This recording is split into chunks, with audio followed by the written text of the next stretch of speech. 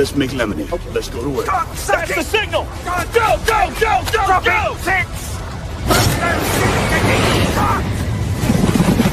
It's beautiful!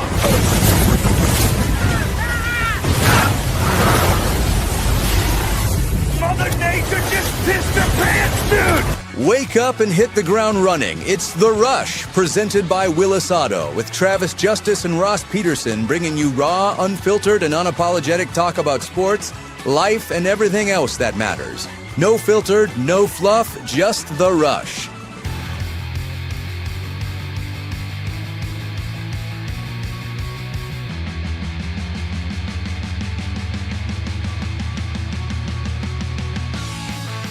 Willis Automotive is proud to power the Rush Radio Show. Whether you're searching for a new, pre-owned, or certified car, Willis is driven to serve. Visit willisauto.com to discover a better car buying experience. Willis Automotive, where your next great drive begins. Welcome to the Rush Radio Show. If you're listening on the audio stream at therushradio.com, Rush Radio Android app, or the TuneIn app, thank you so much. Go ahead and hit that subscribe button on YouTube. Give the video a like and leave your comments in the comments section. And follow us on our social media channels. Good morning, Ross Peterson. What's going on, buddy? Not much, buddy. How are you today? Wednesday morning? Yeah. I couldn't be better. I'm in a good mood. Hawks won last night. We got a good interview with Chris Williams coming up at 7:30. Yeah. You get to catch up with your former broadcast partner. And I think I made your day yesterday. Is that in the middle of the day, I texted you. I said, hey, Danica Patrick is a chemtrailist. She's a chemtrailist. Smart lady. I mean, I've always thought very level-headed.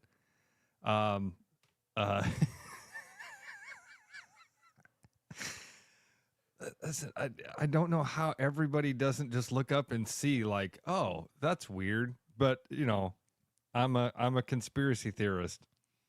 I was, I follow Danica Patrick on Instagram, and I hit one of her stories. Why do you follow Danica Patrick? For all the racing news she shares? No, because she's hot. Because she's really, really hot. And so I'm like, okay, I'm going to follow Danica Patrick. And it started a couple of years ago when she was doing all her workout videos, and she still had her fake boobies in. She doesn't have her fake boobies anymore. She got those taken out. But she's still hot. I wish she had her fake boobies, but she doesn't have the fake boobies anymore. But yesterday, I go, well, I wonder what Danica's talking about. All of a sudden, she's got a picture of the sky. And I'm like, this isn't what I think it is. And the next story is more pictures of the sky. Yeah. And then I go, oh, this is exactly what I think it is. And then the next one is, a bunch of chemtrails. And then it cuts to a documentary tease that's on Amazon about chemtrails. Really? Yes. Ooh. And I'm like, I'm going to be watching later today.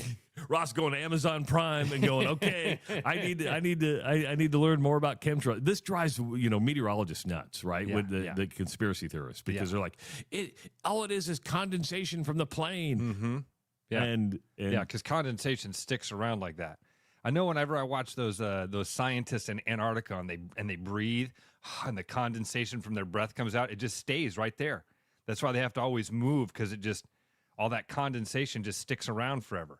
Oh, no, wait. It instantly evaporates and dissipates.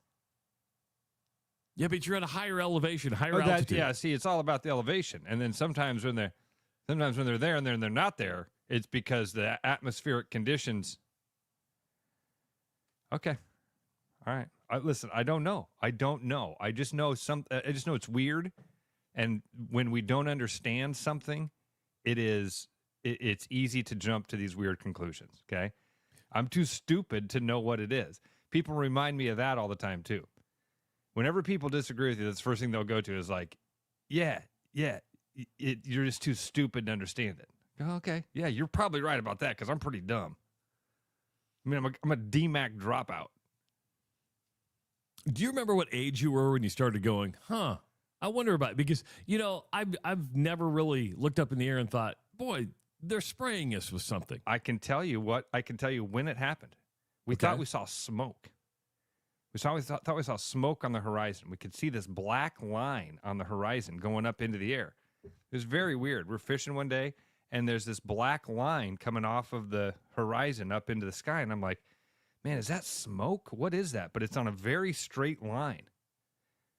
No, it was the shadow from one of those and I'm like, well, that's clouds don't do that. Clouds don't cast a black shadow down. They cast a shadow, and then light. So anyway, Coach Hersom, you're right. I'm an idiot. Yeah, I'm an idiot. You're not an idiot. You know who Sean Ryan is?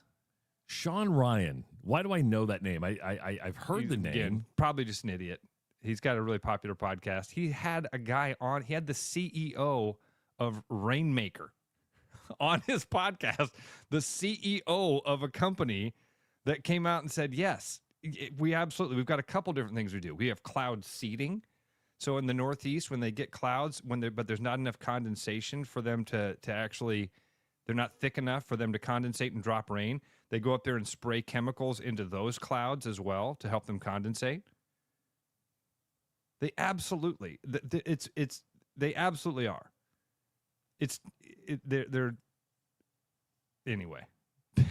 Anyway, I know I just pisses people off, and people are like, "Oh, you're such an idiot." How do you know that it's condensation? Because they tell me so. Okay. Cool. You have a unique gift, and I compliment you on this. I'm not picking on you. You have a unique gift to question everything. You really do. And I sometimes I wish I had that. I don't, but you are very good at questioning everything. You don't take everything at face value. I sometimes take something at face value and go, okay. I get mad at myself like when I do, Trav. I get mad at myself. The internal dialogue I have when somebody says something and I just accept it and I go, oh, okay, yeah, that's true. I have this thing inside of me that's like, why did you just believe that? I don't know. I wish I weren't that way. I really do, Coach. I wish I weren't the way that I am. Truthfully, wish I weren't the way I am. Like yesterday, I love all this Epstein file stuff is coming out. It's so funny. I love I'm not a part of a team. I don't ever want to be a part of a team. I don't want to be a part of your team. I don't need to feel like I'm a part of something bigger, I don't need the political party affiliation thing. It's so funny to me to watch this Epstein thing happen. And so, just wait. When this list comes out, everybody that is on the other side of the aisle, they're the evil ones. If your guy is on it, it's a lie. That's fake news. Or if your least favorite politician, Donald Trump, isn't on the list, it's just because it got scrubbed. I did see that a lot yesterday. Listen, I'm not into the Epstein files that much. I have a lot of people that are posting about it, and I'm like, okay, why weren't you upset about it during the election? Why weren't you upset about 4 years ago? We just love raging. We do. We love to rage. Love to rage. I'm glad the Epstein files are coming out. I hope all these pedophiles and again, remember a long time ago, the elites having a pedophile sex ring that was a conspiracy theory too. Oh yeah. That was like, come on. And now that's basically fact, nobody ever comes back and goes, hey, remember when you said that thing? Damn, turns out that was true, wasn't it? There's a book, I think, that goes back to the Franklin Credit Union. And if you want to know about the Franklin Credit Union, go back and read that. That's kind of where the elite status came in. And there's actually a book written, I forget what his name is, but there was a reference, this would have been late 70s, early 80s, to a prominent college football coach that was basically moving kids in and out. Yep. And it turns out that was most likely Jerry Sandusky. And it could very well be that that's what Johnny Gosch got. There's strong ties with a guy named Paul Benassi that says, who you can, again, pass off as being crazy, pass off as a conspiracy theorist, until he takes you to the house that he was held in. So, that was in Colorado too, wasn't it? Wasn't that in Colorado? Yeah.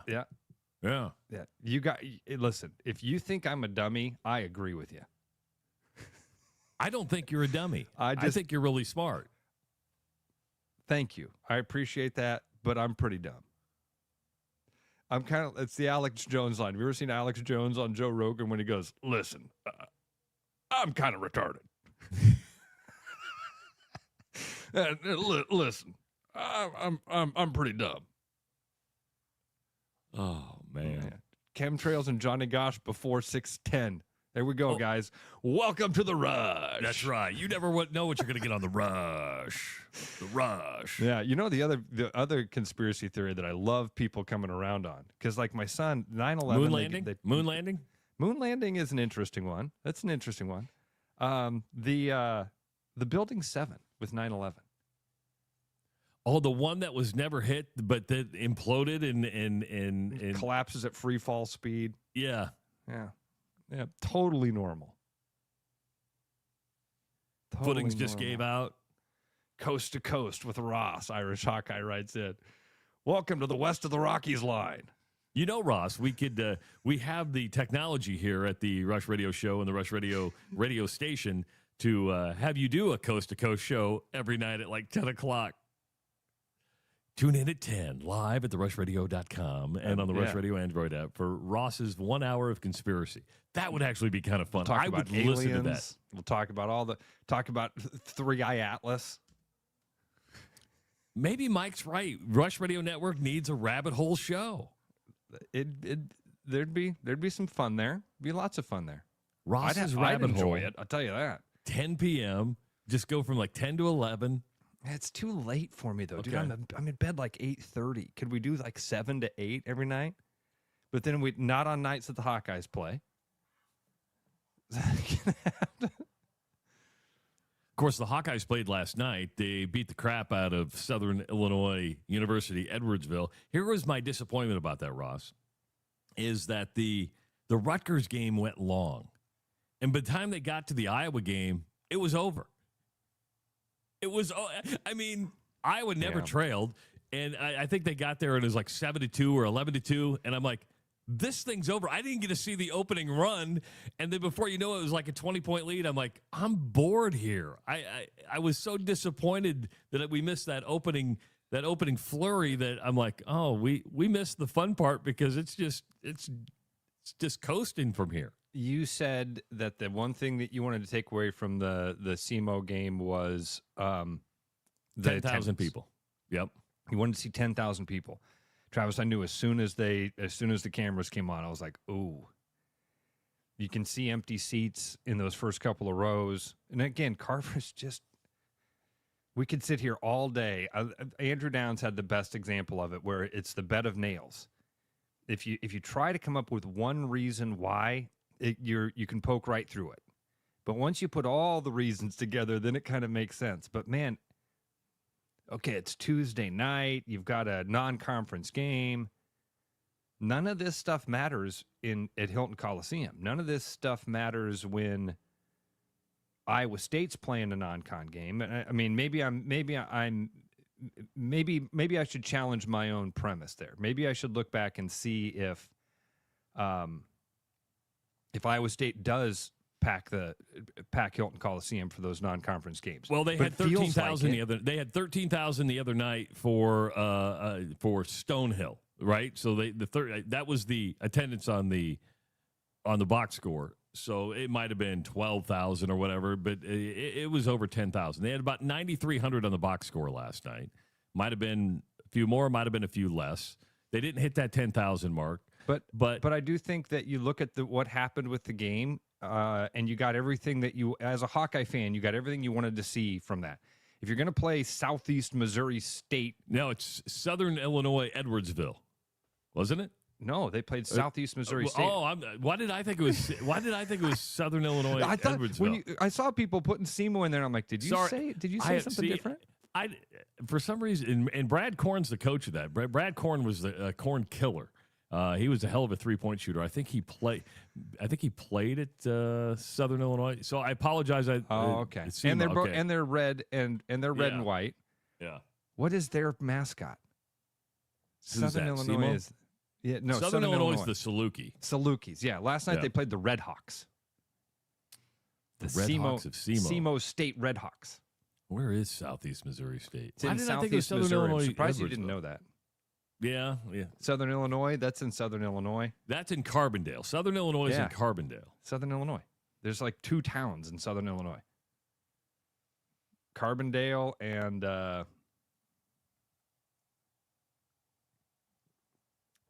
So yeah, last night they played drinking Southeast. coffee at the same time. So last night they played Southeast because none of us know any towns in the southern part of Cape East Girardeau, St. Louis. Missouri. East St. Louis. That's another one. Is East St. Louis in Illinois? East St. Louis, I believe, is in Illinois. Sure, it should be. I went to a strip club in East St. Louis one time. Wasn't the safest thing. That all checks. Yeah. Yeah. What you saw last night from the Hawks that was important is not only that thing that we say a lot where good teams are supposed to beat up on bad teams. Dude, look at how many bench minutes the Hawks get. The bench played more minutes last night than the starting five. Yeah, all players except one got double-digit minutes last night. All players but one got double-digit minutes. And then you had 50 bench of the 99 points, 50 came from the bench. Yeah, so that was fun to see. That was what I took away from last night was not only did you dominate that team that you should have dominated. If you're going to be a decent basketball team, you got to go out and beat up these teams. Beat them by 20, 30 points. And the great thing is that you got to see a lot of those guys get extensive minutes and play well. It wasn't just extensive minutes, it was quality performance out there as well. So yeah, it wasn't a game that you take a lot away from, but the things that you needed to take away from, you did. The one thing that you wanted to see, we didn't get to see, and that was over 10,000 people. Hard to judge like the atmosphere and energy inside of Carver. Yeah. In a game like that. Again, like you said, dude, by the time people are still walking in the door, the game's over. They're up, they're running away with it. They're already pulling guys off the bench to get in the game. So hard to see or hard to tell if that's if the crowd, to take much away from the crowd except for the fact that they didn't get to that 10,000 mark. Coach McCollum said that, after the game, that the only thing he was really kind of disappointed was they didn't play with elite level energy last night. Okay. And glad to hear him say that. Yeah, I guess when you get up by 20 within the first 8 minutes of the game, I think it's hard to maintain that energy to be elite level when you're just kicking the crap out of somebody. Would you agree? And energy also comes from the crowd. So if you're kicking the crap out of somebody and the crowd's like, okay, we're going to enjoy this game, but we're not gonna expel that energy because it's not close. There's nothing exciting. It's hard. You do feed off certain things, right? And I think it's hard to have elite level energy when you're beating somebody badly, like the Hawks were, and the crowd's not full of energy because you are beating the crap out of somebody. Because when you start off with a quick, they were up 20 fast. They went on a 14-2 run at one point. You kind of go, okay. That's energy to me. Then you go, okay, we're up. We're not gonna lose this thing. I mean, they shot 61% from the field. 61%. I want to share Bus's comment here because I didn't listen to the post game press conference. McCollum mentioned in the post game that he hates having to run up the score to try to chase an at-large bid. He said he didn't have to do that at Drake because they weren't gonna get an at-large bid. And then Halas apparently questioned that comment that he made about it.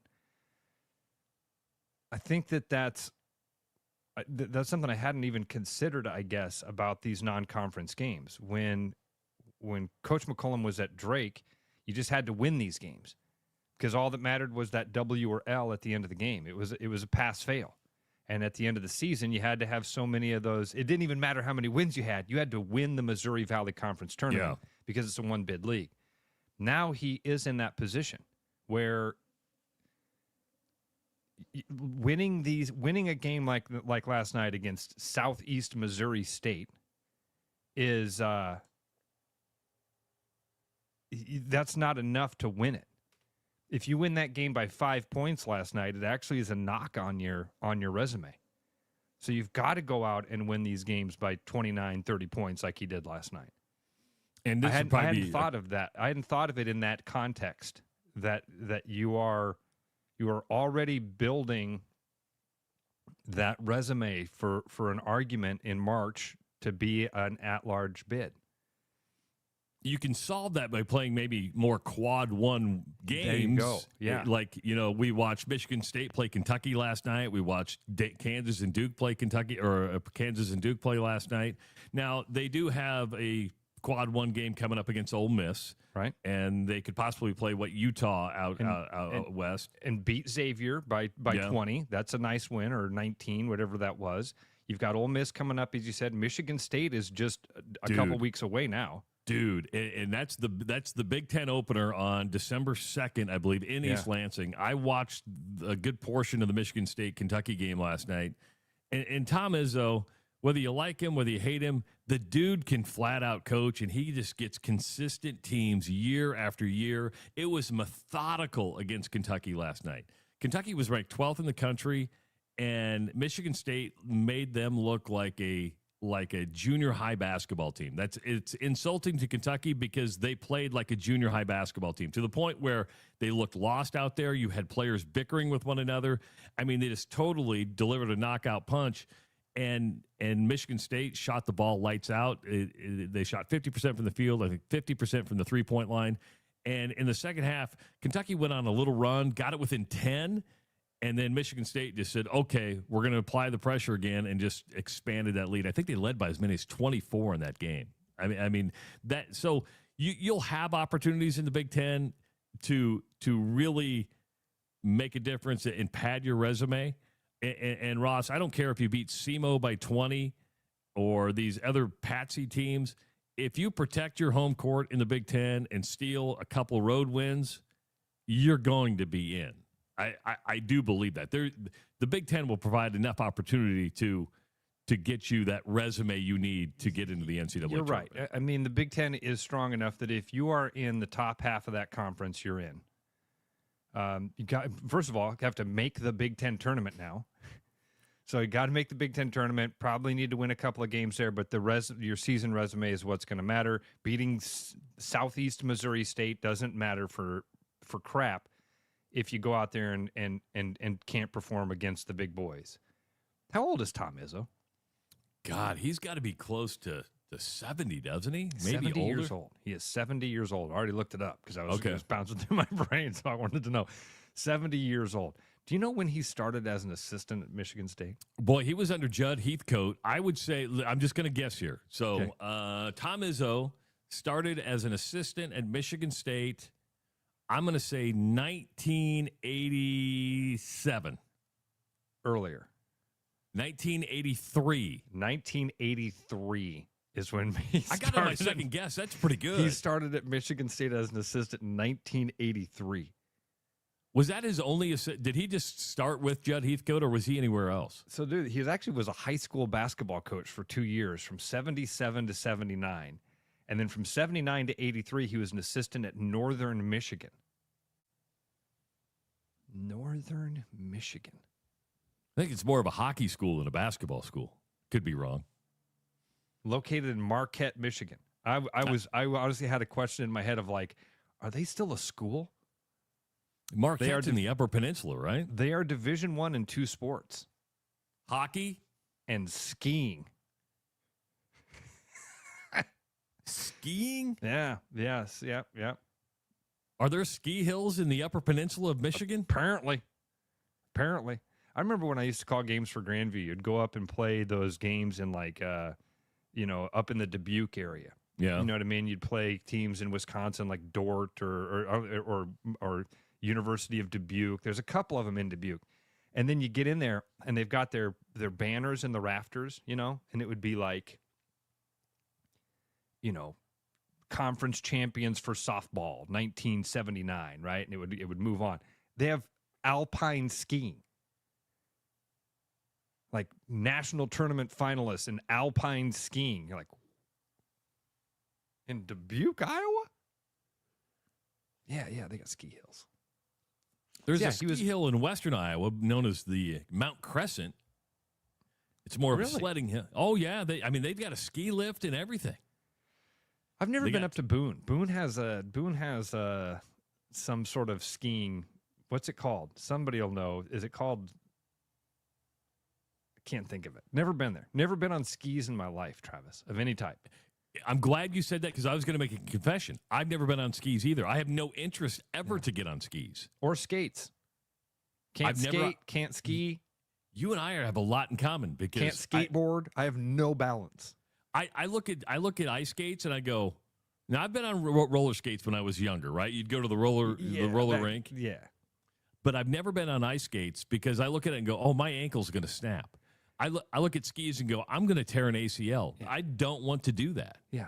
When you roller skate, okay, and you go to make the turn, when I turn on roller skates, I look like a baby giraffe. You know what I mean? I have to like step my way around the corner. And then you see those dudes that are out there and they're just sliding, just gliding and sliding, and it looks so cool. And they're skating backwards and they're like dancing with the music as it's going, and I'm out there like, don't fall down, don't fall down, don't fall down. Yeah. Lucky to actually get moving forward. I think it's athletic ability. I think that my handicap is athletic ability. Is that what it is? Yeah. Yeah. It happens to the best of us. People call me feeble. Yes, I'm feeble. Yes, I'm feeble. What does Ray mean by only men ice skate? Ray's right about that, by the way. Ray Q. What he means is you got to be a man to get out there on the skates. Oh. That's what he means. Okay. Have you ever known well, that's what Brian Boitano do. I mean, there are exceptions to the rule, Ray. But I agree with Ray.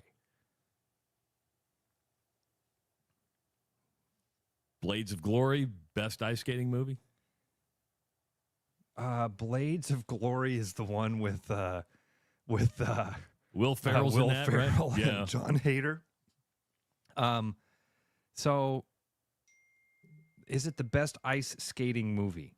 Is it the only ice skating movie? Oh, no, could you count Slapshot as an ice skating? I mean, they skate on ice.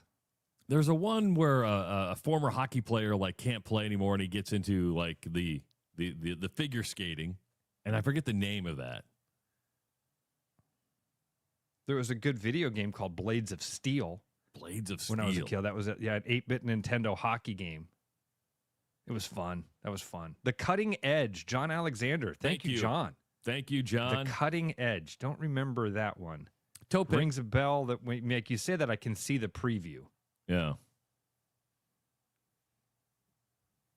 Hockey player becomes an Olympic figure skater. So remember, there were two types of previews when we were kids. There was the In a World, right? But then there was also like the goofy one that was like, John used to play professional hockey until his career went upside down. And it would show him like,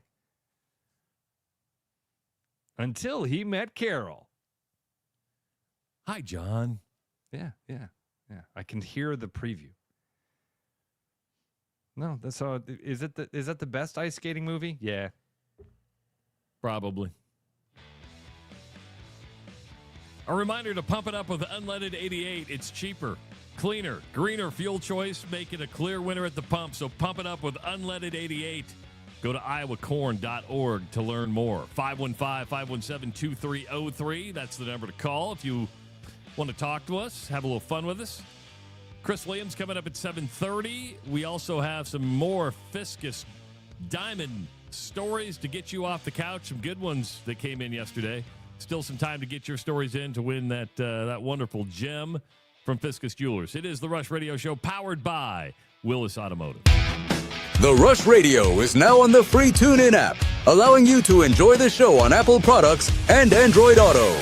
Download the free TuneIn app and search The Rush Radio to take Travis and Ross wherever you go. 'Tis the season to share great taste. Grab a refreshing Coca-Cola and make every moment a celebration. Locally made, nationally loved, Coca-Cola is the real deal when it comes to holiday cheer. Whether you're kicking back after the game or hosting the crew, nothing hits like that crisp, fizzy taste. Make this season yours. Grab an ice-cold Coca-Cola today. With over 260 beers on tap, El Bait Shop isn't just another craft beer bar. It's the best.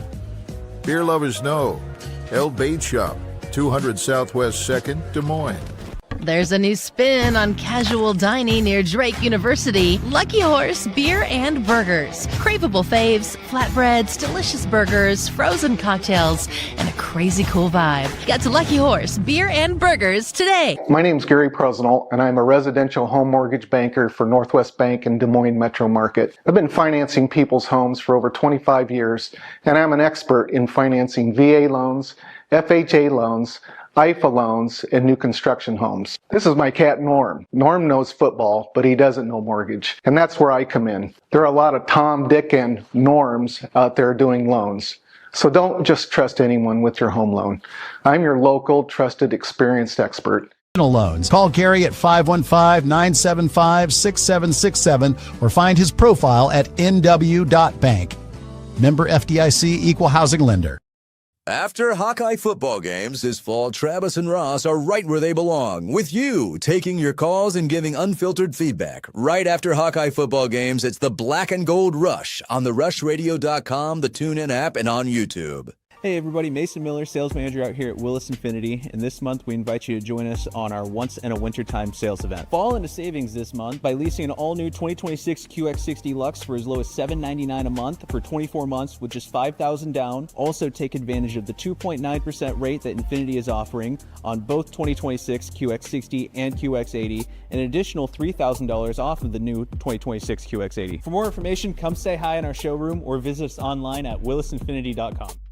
Get ready for a gemtastic day at Fiscus Jewelers. Join us Saturday, November 22nd from 9 to 3 for a gem trunk show you won't want to miss. It's the perfect time to pick up your favorite gemstone and create a custom piece for the holidays. Plus, take $250 off a custom design for this day only. We'll have fun giveaways throughout the day. So if you're looking for that perfect gem, we've got you covered. It's a gemtastic show like no other. Fiscus Jewelers, your jeweler for life. The best bread is made from scratch, freshly baked with locally sourced ingredients and love. At Big Sky Bakery, we take great pride in our delicious products. We know you'll enjoy them almost as much as we enjoy baking them. Find us at the downtown Des Moines Farmers Market every Saturday. Looking for the perfect golf escape? Experience links-style golf right here in Ames at Coldwater Golf Links. With rolling fairways, large greens, and unique routing, it's golf the way it's meant to be played. Whether you're a seasoned pro or just starting out, you'll love our course's welcoming atmosphere and friendly staff. Grab your clubs, book a tee time, and make every round unforgettable. Coldwater Golf Links, where great golf leads to great memories.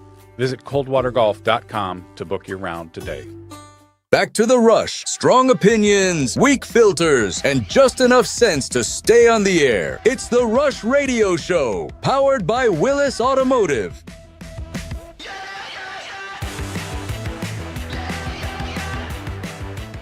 Welcome back to the Rush Radio Show, powered by Willis Automotive. Good to have you here this morning with us.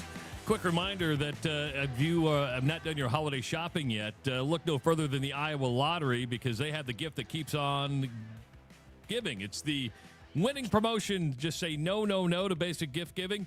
And buy your special someone some stocking stuffers in the form of scratch-off tickets or Instaplay tickets. The new holiday scratch tickets include Holiday Gold, Holiday Bright, Merry and Bright, Holiday times 10, Merry Money, Peppermint Crossword, and, of course, Chillin' with the Nomies. Chance to win up to $500,000 to $250,000 from the Iowa Lottery. Go to iowalottery.org for more. Dude, I'm telling you, the copywriters, the creatives over at the Iowa Lottery, count the number of what's the word I'm looking for? See, I can't even come up with normal English vocabulary. The number of fun things that they have, because it's not the gift that keeps on giving; it's the gift that keeps on winning.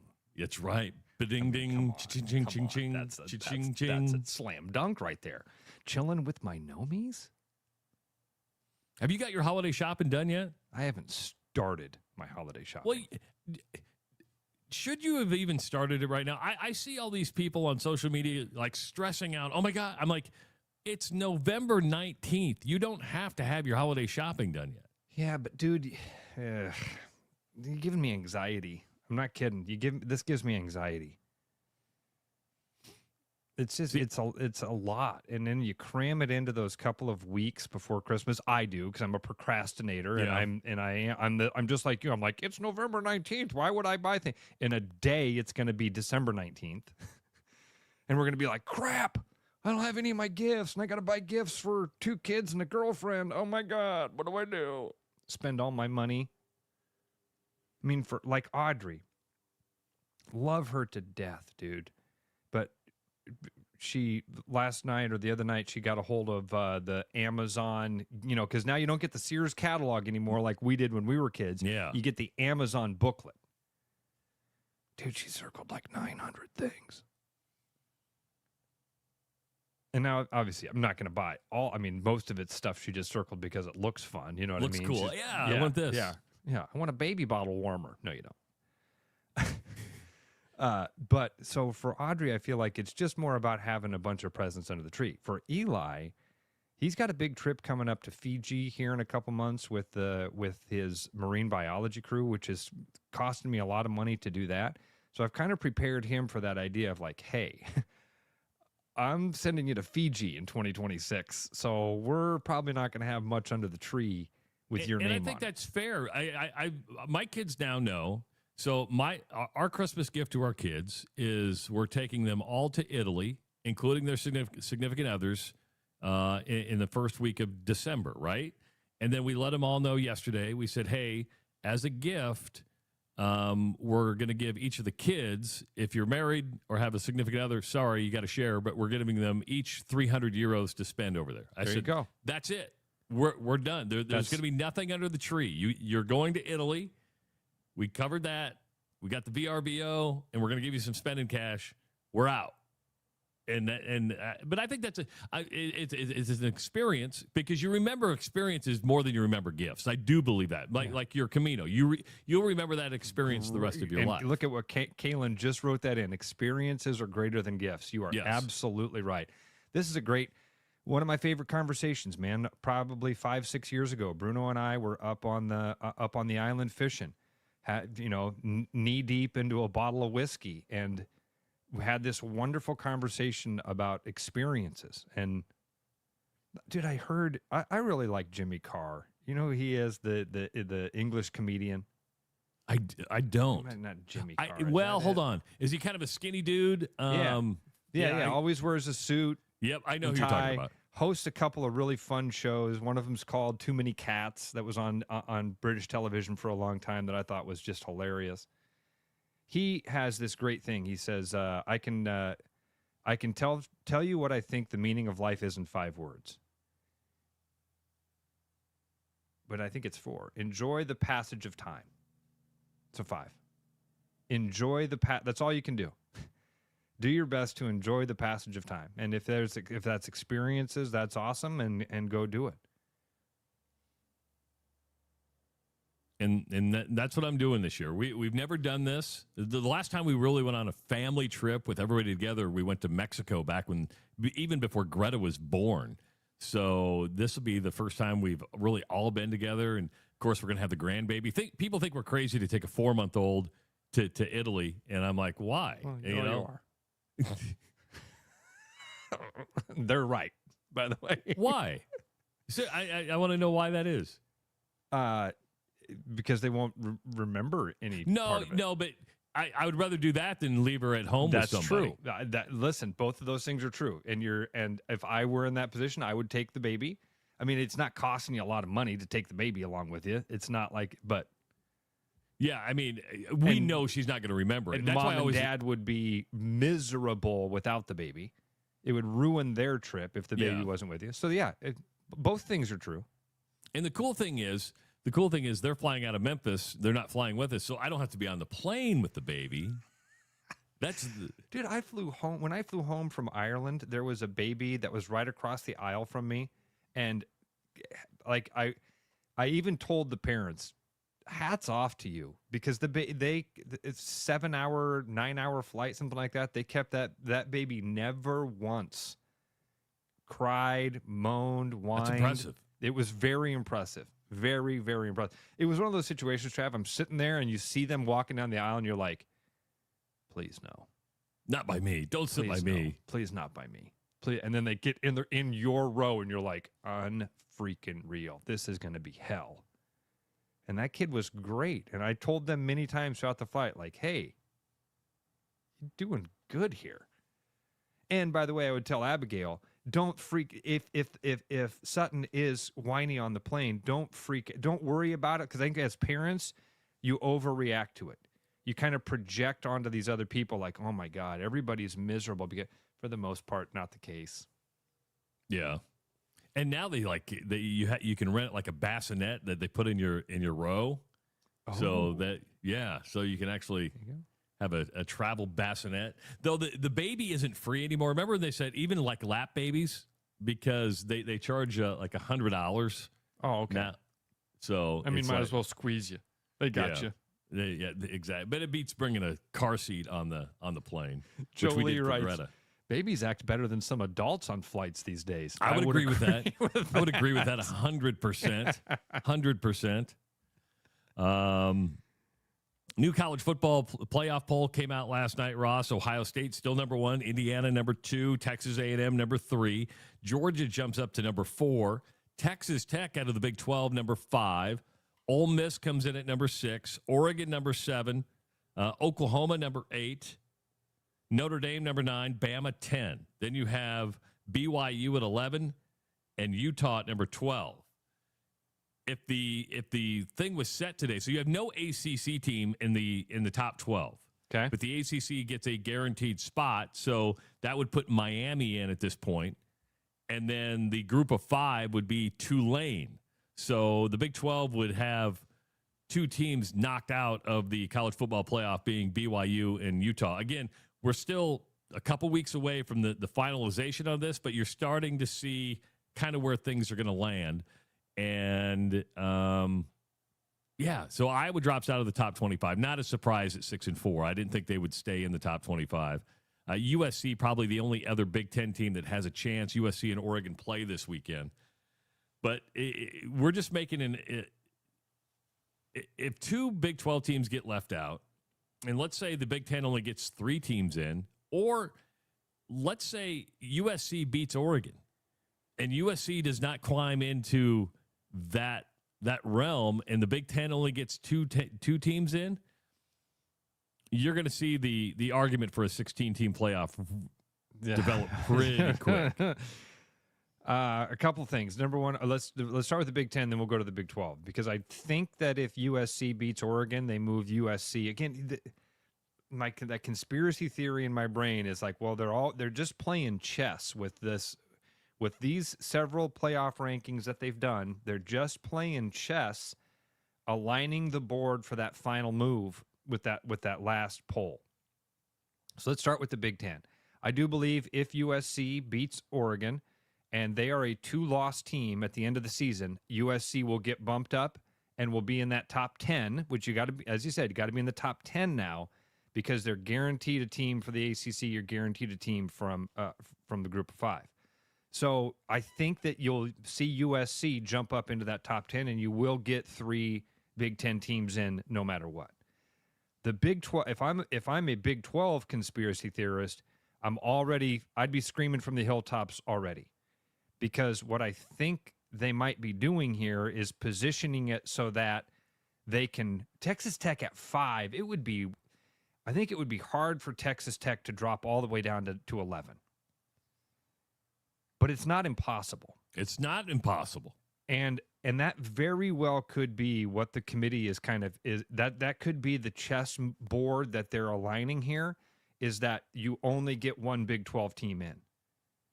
And quite frankly, Big 12 fans, and we talked about this yesterday, how silly I think that is, but Big 12 fans, people that like the Big 12, people that want to see a more equitable outcome here, they should be saying, hey, this should be a 16-team playoff. Or let's get rid of this group of 5 thing. We're going to let a team that's... Who would be the group of 5 team right now? Tulane? Tulane would be the group of 5 team. 24th? We're going to let the 24th rank...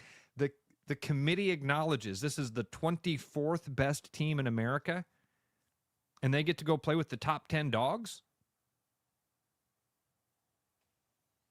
There's the 11+5 model out there that the Big Ten is not on board with. The SEC's on board with it. The Big 12's on board with it. The ACC's on board with it. But the Big Ten is holding up that 11+5 model because they want guaranteed spots. We've said it before, and we'll say it again. We'll say it till we're blue in the face, and that is nothing should be guaranteed unless you win a conference title or you are in that top 12 or top 16 wherever we go. That you have to earn your way in. Just to be given a spot is not something to hold up what's could be for the betterment of college football just because you want the money. Do we as fans want to have some sort of carve out for that group of 5 schools? So like if Tulane had just one loss, right now they are 8-2. If Tulane just had one loss and was sitting at 15, I think I'd be on here going, man, give Tulane a shot. Let them go and give them a shot. So there's got to be something. I don't know. I don't know which way I fall on that, Travis. And quite frankly, I think it would change year to year. I think some years I would look at it and go, oh, there should definitely be the chance for that group of 5 school to go play with the big boys. I remember the year that Boise State, the years that Boise State was good, I was screaming for them to try to get a better shot. But this year, I mean, Tulane's good. They're not. They don't belong in that conversation with the Notre Dames of the world right now. Their 2 losses are to Ole Miss and Texas San Antonio. They lost to the Roadrunners, where are they right now? UTSA right now. Oh boy, 5-5, 7th in the American Conference. We're gonna have a playoff team that lost to them. So this is a year I would say that they're not deserving, and you're actually watering down the playoff by not allowing those top 12 teams to get in.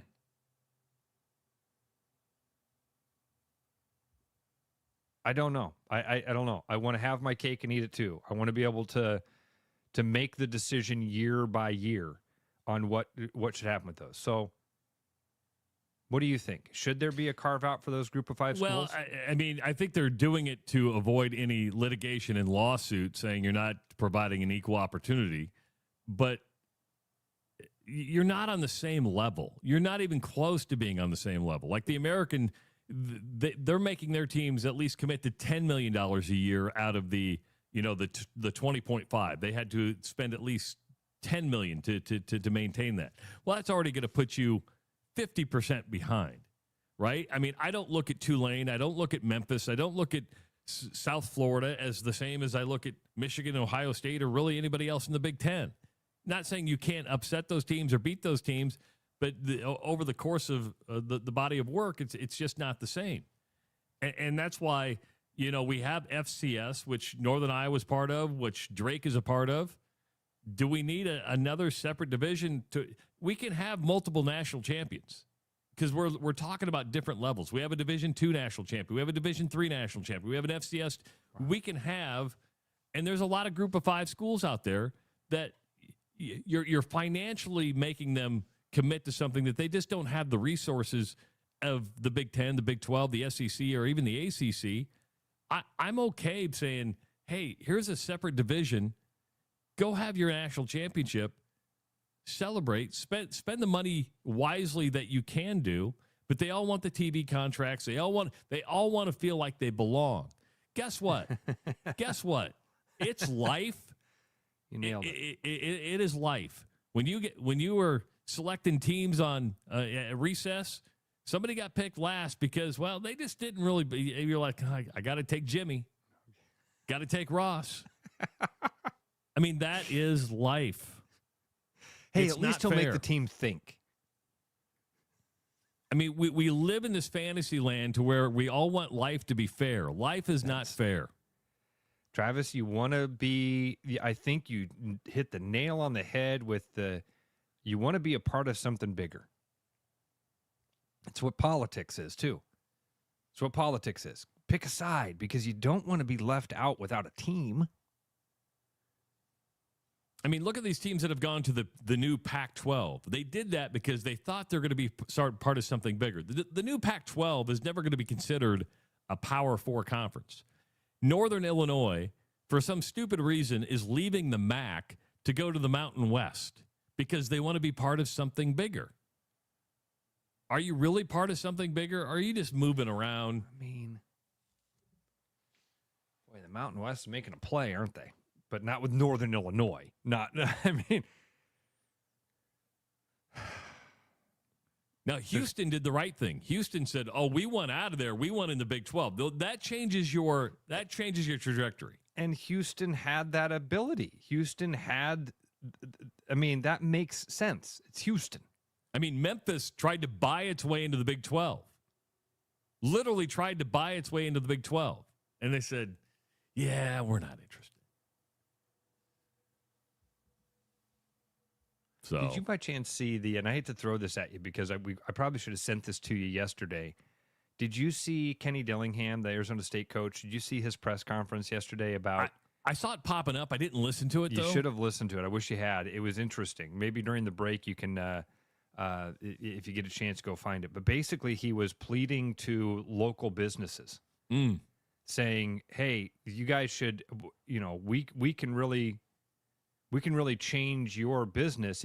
Why isn't every restaurant in our town giving us $500 a month? How come every small business in town isn't giving us $500 or $1,000 a month? I'd like for you to go listen to it because, man, I didn't like it, and I know that I'm always pushing back on this money thing. I mean, this is a coach that makes, I think, $7 million a year or something like that. And I hate when these coaches come out. Let me play devil's advocate just based off what you said. And should every restaurant get that? Would be like going to Bruno and say, "Hey, Lucky Horse should give Drake $500 a month," or Jethro's should be, if you're going to have the Emenecker, you should, your capital. But I think I look at it at a different, and it's under no obligation because guess what? Restaurants aren't making a lot of money. Restaurants are closing. No. Yeah. But I will say this: when you have a major university, there is a tourism aspect of it. People come in and they're going to your restaurant because they're going to the game and they want to enjoy it. And I think that would be the view. Say, hey, we're bringing people to your restaurant. Can you help us out a little bit? You're nailing it. That's exactly what he was basically saying. It was like, hey, we're a revenue driver. Right? He's not wrong. He's not wrong about that. The better the team is, the better the atmosphere around the community, all of that. The health of those businesses is better for 6 days a week or 6 days a year, 7 days a year.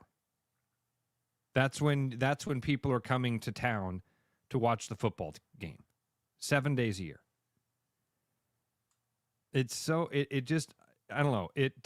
I also realize that those as a small business owner, I recognize that those advertising dollars, you want to see a return on that investment, and given $1,000 to Arizona State so you can name a burger after the running back, are you going to get that $1,000 a month back?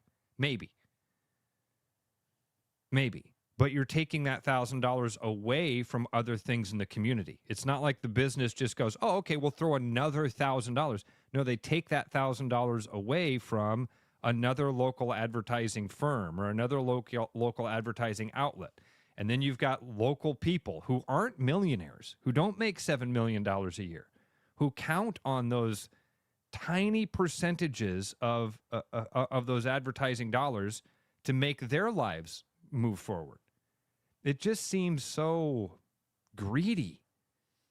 It seems so greedy. You know where you could add value, though, is that, hey, Arizona State, and this could go to anybody, say, hey, if you're I mean, Stella's should almost give Iowa money yesterday. Do you see what Mark Gronowski said yesterday? Mark Gronowski said the trick play thing. The trick plays. Yeah. We name our trick plays after Iowa bars, and like Stella's, which is right across the street. There's a mention there. So, and I'm being a little. That's probably not the right example, but if you said, hey, we know you can't afford a big ribbon board inside the stadium or something, but if you contributed, we're going to help you out. And, at some point, we're either going to do a PA announcement. Hey, these are the restaurants that support Arizona State football, right? And just read them off because there's value there, and you get something in return. But they're going to say, well, people come in they'll eat there because they're coming for the game. But you bring up a good point. That's 6 days a year. College World Series is a great example. People love the College World Series when it's going on because you have buzz, you have people. It's the place to be seen. If you go to the stadium right now where the College World Series is played and you see Rocco's, which is famous for its Jell-O shot challenge, there's nobody there. Those people make enough money in a week and a half period to stay open the entire year. They do rely on the College World Series, but it's not like people flock to those restaurants by TD Ameritrade Park or now Charles Schwab Field to keep it open, right? I mean, they're like, oh, we're not going downtown to eat. There's no reason to go down there. I didn't know this. And again, when people put things in the chat, I'm a lot like Ron Burgundy. I'm just going to repeat it as fact. Senorita Puffer says Kading owns Stella's. I did not know that. Huh. I'll take Senorita Puffer's word for it. She's a trustworthy person. She is. Yeah. Oh, we did talk a little bit about Lane Kiffin yesterday before we wrap up this hour, and he denied yesterday on the Pat McAfee show that he was given an ultimatum by Ole Miss. Okay. And good. Yeah, he goes, I don't know where this comes from or who said. He goes, I have not been given an ultimatum. Good. Again, we just repeat things. As a society, we just repeat the things that we're told. But the truth is, when somebody like ESPN writes it, it's much like when it comes out in the New York Times. You quote a story from the New York Times, you quote a story from ESPN.com because you're on the inside or you have the inside. And you can deny it all you want, doesn't mean it didn't happen, right? I mean, you can go, I wasn't given an ultimatum. Okay, the coach said it, so therefore what he said is true. And then Deion Sanders was asked a lot yesterday about his status with Colorado, and he says he needs more time. You have the right guy. You need more time. I just need some more time. And the reason this is coming up is because the man who hired him is stepping down. They're going to get a new athletic director, and his status has come into question because it's his second losing season in 3 years. Truth is, you lose Travis Hunter and you lose Shedeur Sanders, you lose a lot. You realize how much those two impacted the Colorado football Travis team. Hunter was incredible. Yes. It's incredible. Absolutely. I mean, a game changer. Is it weird to you that it's the previous athletic director who gave him the vote of confidence? It's the guy who hired him who's leaving the job, who came out and said, hey, Deion's fine. The seat's not hot. Dude, you don't have your hand on the burner anymore. You're not the guy that controls the temperature. What are you talking about? That was the weird part of that to me, because I saw the headline too. It was like, Deion Sanders has plenty of time. Athletic director gives him the vote of confidence. And I was like, oh. And I read the article. I'm like, oh, it's the previous guy. Well, he'll stay there till the end of the year, but at the end of the day, you're going to get replaced. The athletic director is getting replaced at the end of the year. Yeah. And give me your take. And I know we're at the top of the hour here. Is Deion the right guy for Colorado? No. He might have been in the short. It's one of those, hey, brought relevance to Colorado. Yes, he did. And people have paid attention. A shot of energy into that program. Absolutely. Do I think he's the long-term solution for Colorado? I don't. But you have to make that job appealing. You have to be committed financially. You've got to be committed in a lot of different ways to make it work. You know, he goes through assistant coaches like crazy. But he does a lot of good things. Like you brought up a couple weeks ago, he had a scrimmage just for guys could get their transfer portal tape together. I mean, but Ross, I think it shows you can't build a team on a consistent level through the transfer portal. You have to have the balance of guys you develop, guys you bring in, guys that are committed, and pair those with the right transfer portal guys to make your team complete. If you're just bringing in new guys every single year, you're going, like I said, you miss. And if you miss, it's a you big pay the miss. price. Yeah, you're going to pay the price. Very big price. I mean, look, the Hawkeyes have been through this with a couple of guys, really with one. We've paid a lot of money for a quarterback that didn't work out, Cade McNamara. We've paid a lot of money for a quarterback that seems to have worked out, Mark Gronowski. But boy, early in the season, we were looking around going, oh my God, we missed again. But if Iowa only wins 7 games this year, let's say they go 1-2 the next, did it work out the way you thought it was going to work out? That's a good point, dude. Better slow down and wait and see what happens. Because those Cade McNamara teams finished with a better record, right? So, though we do feel better about the quarterback. Can't be, Travis, because I have been told 1,000 times that Deacon Hill is the worst human being of all time. I mean, he's a punchline. It's not the coach that brought him in and made him the starting quarterback. That's not the guy that we make fun of. No, it's the fat-ass quarterback who couldn't throw a ball, who, by the way, is 1,000 times better athlete than any of us. 515-517-2303. Coming up at 7:30, Chris Williams going to be joining us. He's got a new book out, Fanatic, 20 years inside Iowa State athletics. Be good to catch up with Chris on the Rush Radio Show, powered by Willis Automotive. The Rush Radio is now on the free TuneIn app, allowing you to enjoy the show on Apple products and Android Auto. Download the free TuneIn app and search The Rush Radio to take Travis and Ross wherever you go. Your house wasn't built for bats, birds, or raccoons, but try telling them that. At Bats and Bugs Pest Solutions, we've been helping Iowans take back their homes for over 20 years. We use cost-effective, eco-friendly methods to solve wildlife and pest problems the right way. Whether it's bats in your attic, birds in the vent, raccoons in your chimney, or moles in your yard, we have long-term solutions.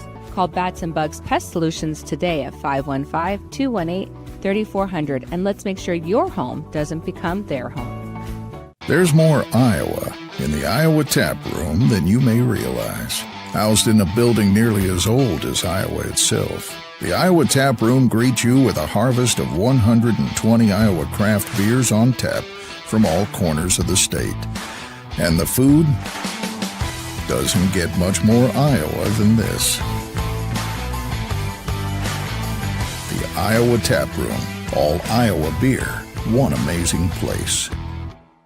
There's always something new at Fong's Pizza. The patio is open and ready for you, your friends, and an ever-changing menu of tiki drinks.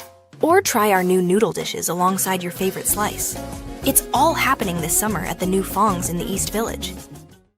Thinking about buying a home? Get pre-approved in 30 minutes with Gary Presnell at Northwest Bank in Des Moines. Gary offers first-time home buyers programs, VA, FHA, IFA, and conventional loans. Call Gary at 515-975-6767 or find his profile at nw.bank. Member FDIC Equal Housing Lender.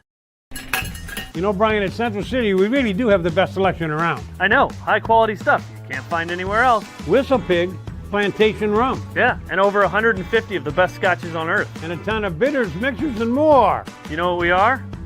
High class. Definitely high class, yeah. Make way for the natty. Okay, maybe medium class. Central City Liquor is home of the 10% cash coupon. And the Wooden Nickel program. After Hawkeye football games this fall, Travis and Ross are right where they belong, with you taking your calls and giving unfiltered feedback. Right after Hawkeye football games, it's the Black and Gold Rush on the rushradio.com, the TuneIn app, and on YouTube.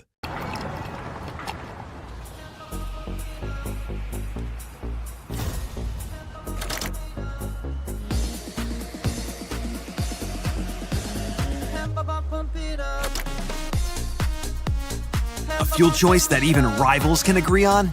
Now that's worth the hype. Cheaper, cleaner, and homegrown. Pump it up with Unleaded 88.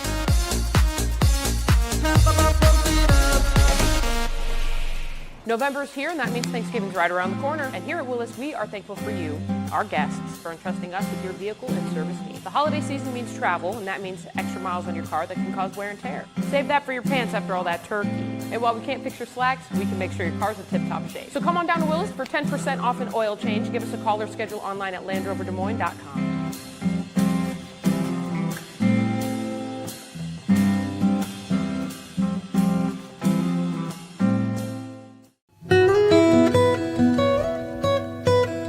For the holidays, bring real taste to the table with Gold Peak Real Brewed Tea. Made with real tea leaves and real cane sugar, Gold Peak delivers a golden, brewed for taste flavor that makes every moment more meaningful. Whether you're gathering with family or friends, celebrate the moments that matter the most, because real connections deserve real refreshment. For your upcoming holiday celebrations, choose Gold Peak Tea and bring real taste to the table. Like a rash you thought was gone. Travis and Ross aren't contagious, but they are addictive. It's the Rush Radio Show, powered by Willis Automotive.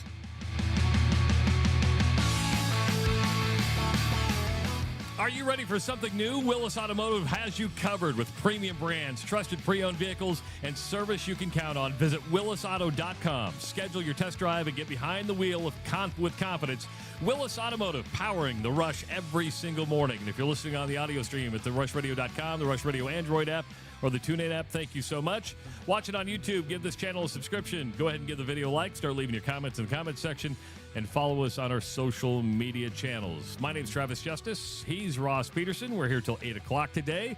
Chris Williams is going to be joining us right around 7:30 to talk about his new book that he has out about, look at him just giving him money, about Iowa State athletics. What'd she lose, a tooth last night? Had Tooth Fairy visit last night. Yep. Wow. Tooth Fairy's pretty good. Tooth Fairy's generous. I'll be honest. She pulled the pillow back and she went, $1. Man. I was like, thought that was okay. Unrealistic expectations. Go get them. Hey, did you see they stopped, they printed the last, or minted penny. Yeah. Pennies are going away. I understand it. I don't like it. I'd agree with everything you said there. I get it. They've talked about it for a long time. Yeah. I mean, it's been decades of there being conversations about getting rid of the penny. Now, I'm 55 years old. Will there be a time when I don't see the penny? Because I've got a boatload of them upstairs, right? And whether I get rid of them or not, I don't know. I do like when, what does that mean at the cash register when something comes to, I don't know, $4.27? How do I get the right? What do you think? It all gets rounded up. Yeah, damn right. And it's not going to get rounded down. It's going to get rounded up. Right, it's getting rounded up. Yeah, you're damn right. Did you ever collect pennies when you were little? I have a bunch of wheatback pennies. Oh, really? Okay. Yeah. I never got really into the coin collecting thing. So, I remember having pennies. I remember having, like, the penny books and the quarter book where you tried to get one from every year. Remember when that was a thing? Yeah. But I don't remember it being, like, a passion by any stretch. I learned a little bit about the coin collecting world when my mom passed away because she was so proud. She held on to these silver dollars and these 50-cent pieces. Well, come to find out, as I took them to get evaluated, they were a couple years too new, meaning the amount of silver that was in said silver dollar really wasn't as much silver as she thought. I think she had 20 silver dollars. 2 of them were worth money and not a significant amount of money. Yeah, a couple more dollars. Yes, and then the $50 coins were all worthless. They're worth 52 cents. Oh, okay. Okay. That's what I thought with your silver dollars, that's what they were going to say to you. Most of these are worth $1. Yeah. 515-517-2303. Let's go to Justin in Urbandale. Justin, welcome to the Rush Radio Show, powered by Willis Automotive. What's going on? Hey, good morning, guys. I thought I'd give you a call this morning to just kind of mention that the volume of your commercials are really loud. So we do that on purpose. I don't know if you knew that. That's an old broadcasting trick. That's an old broadcasting trick to where we play commercials really, really loud. Oh, dude, it's really loud, really loud. So it woke me up. My wife's listening to it in the, Good. bathroom. We're an alarm clock. The commercials woke me up. It was my alarm. So I appreciate it. Not a problem. Have a great day. Justin, real quick. Justin, how do you listen? How does the girlfriend listen? Oh, he hung up. I didn't hang up on him. He hung up. Crap. Because I got this text yesterday from my buddy Jobs. He's like, "Why are your microphones so quiet, but the commercials are so freaking loud?" I'm like, "Ooh, I hear it the same way, but how do you listen?" And he wrote back that he listens on Twitter. So something that, I mean, listen, do you control the volume of the commercials? Well, now with the new board I have, I can't turn the computer down. In the old system, I could turn the computer down. I could not. Actually, what I'm going to do next week when the commercials come in, I'm going to bring the volume down on those and see if that helps a little bit, because they come in already produced, and so I'll do that. We mentioned on Monday I got a new board, and there would be some little difficulties getting through that. We're honing it in.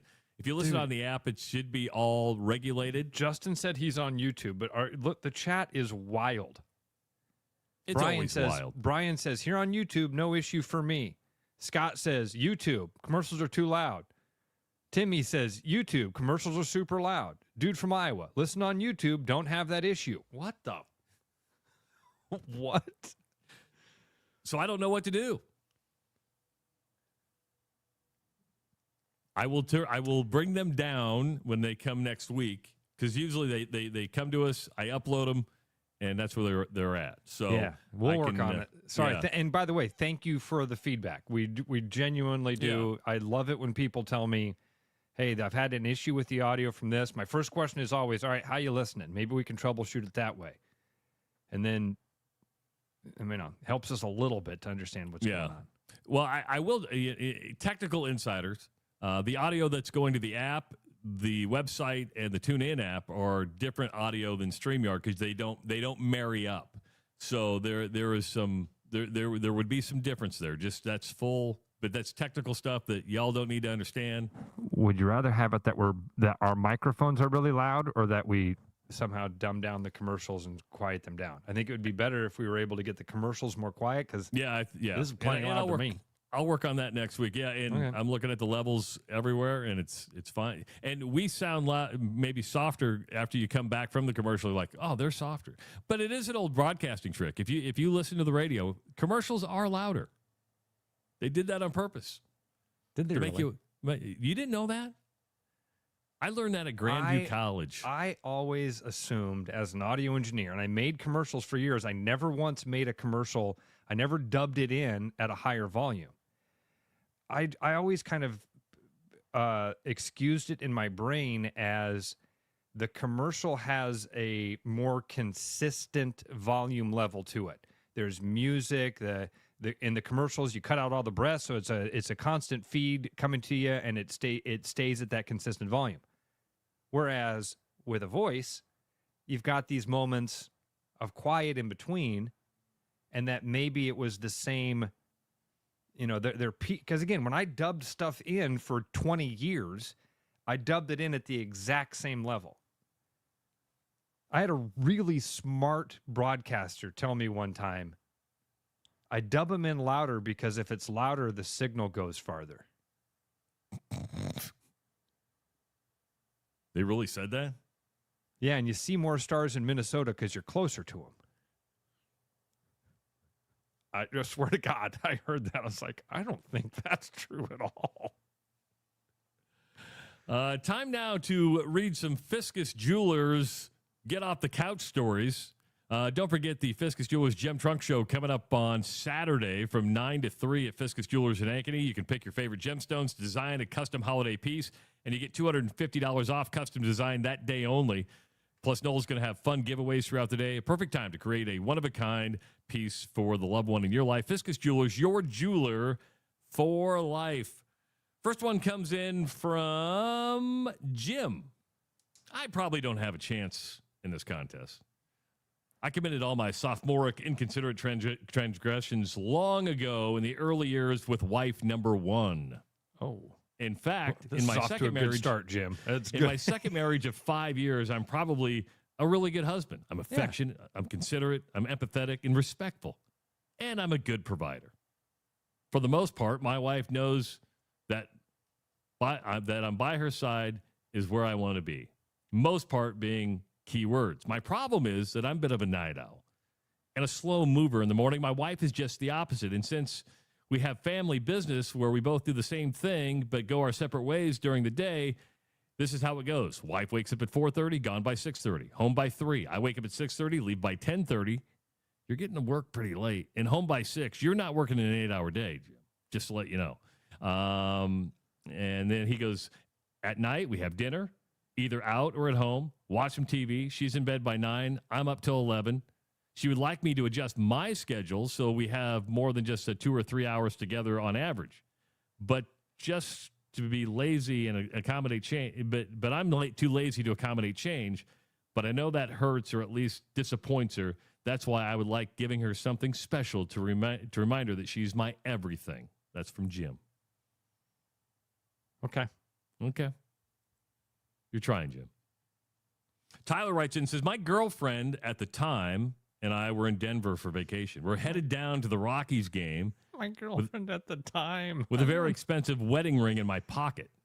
From Fiscus, of course. Noel hooked me up and got a smaller box that would fit better in my pocket because he knew of my plan. Anyways, we were heading to Denver on the train. We had to get off the train because there was a fire and we had to board another train. Of course, it was a sketchy spot. She went to reach for some sunscreen and felt the box. Are you sure it was the box? If it was in your pocket, are you sure it was the box? She thought I had a marijuana pen or something in my pocket because of how I reached when she reached for it. So I couldn't do it that day at the Rockies game, of course. The next day, I popped the question on top of Breckenridge. Okay. She almost falls down the mountain, but said yes right out of the doghouse. I went. Well, if you're out of the doghouse, then you don't get the gem. Yeah. Did you pre-read these stories? Yeah, but people did take the time to read them, right? Yeah, to write them to us. So I want to be respectful and say, hey, you took the time, and here's my question on Tyler's story. Why would it be that big of a deal if you had a marijuana pen in your pocket? Like, why would you have to be like, whoa, no, don't grab that? That would. But he's like, she thought maybe I had a pen in my pocket. Okay. You're in Colorado. Aren't you supposed to? Don't they issue you one at the border? Okay, I'm going to go straight to the one that I thought you'd like the best. So I'm going to skip some people over that wrote in because these do take some time, but I did like this one. Okay. Take me back about 3 years ago. Who is this, by the way? This is from Joe. This is from Joe. Okay. Take me back about 3 years ago where I met the woman that I call my wife, that I would call my wife one day. Okay. Which I will say is an absolute smoke show of a MILF that I met at all places, the gym. Oh, you were a CrossFitter. Or, yeah, maybe not, but okay. After learning that she had filed for divorce from a 10-year marriage and that she was a parent like myself, we sort of hit it off. I was hesitant at first, but I have welcomed my share of crazy-ass women in my life before, so I thought, what the hell? Clearly tried using the measuring stick of the crazy hot scale. We've all used the crazy hot scale, right? And many days admiring yoga pants, one thing led to another.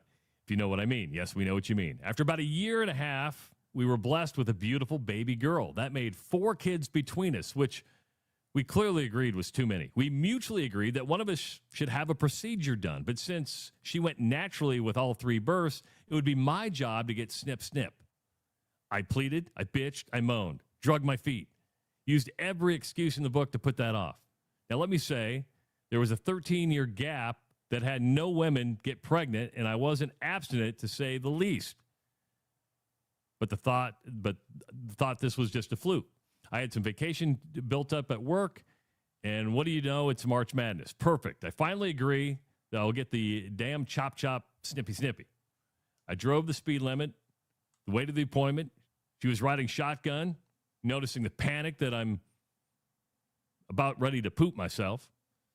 I get into the room. Mind you, her and my 10-month-old daughter escort me in. The nurse says the doc is usually pretty quick to undress, and from the waist and is pretty quick and to undress from the waist down. And in a matter of seconds, the doc is in the room.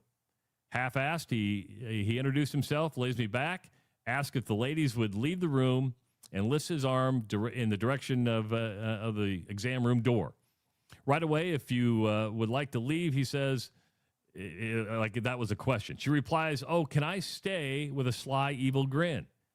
She stayed in there the entire time having casual conversation about Disney characters and cartoons that my daughter liked. She later stated it was payback for putting her through 9 months of pregnancy that we were so fortunate to endure together. While I'm healing up, which is exactly wasn't bad, we went on with life. 5 weeks later, she shows up to work, surprising me. My daughter is holding a goddamn pregnancy test. She was 6 weeks pregnant and had done the deed again the night before my vasectomy. She's 8 months pregnant now, and due to another baby coming here in December, we will have 5 kids for Christmas this year. Effing help me out and get me back into the bedroom, boys. You had sex the night before your vasectomy? That's on both y'all. That is. You didn't cover up? You didn't cover it up? Wow.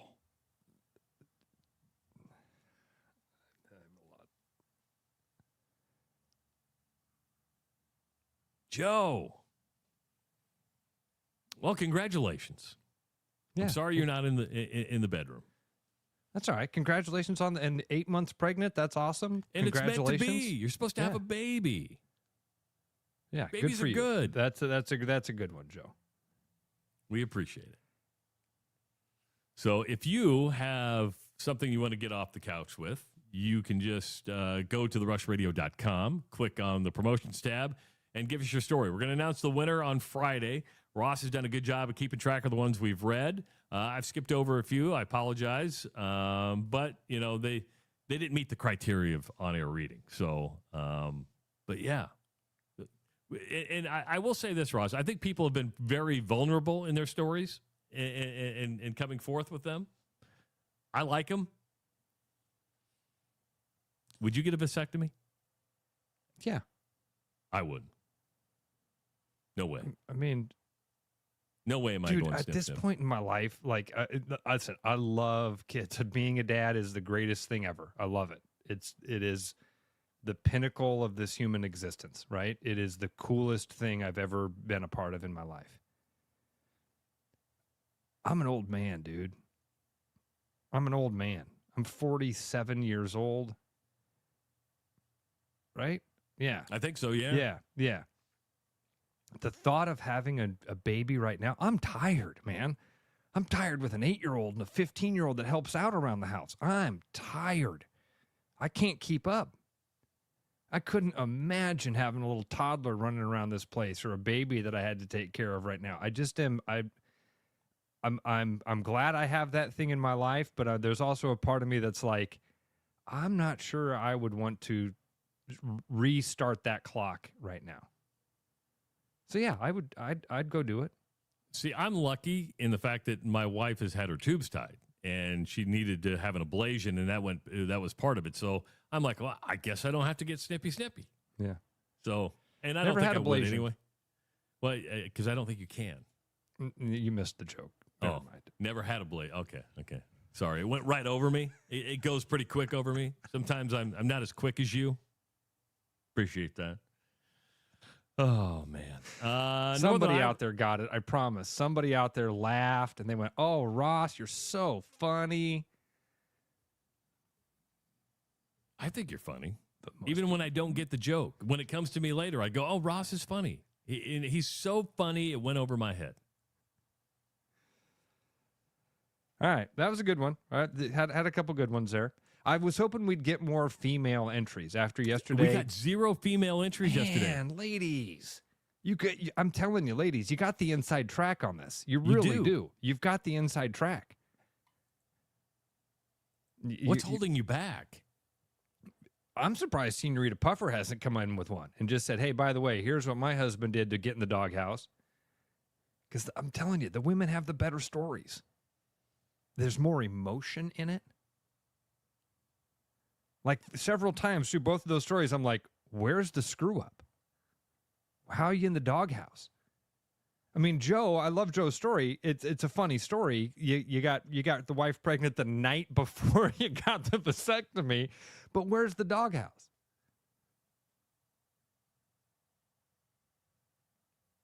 She didn't want any more kids, but you're right. It's on her. It's on her That's too. what I'm saying, dude. Takes two to tango.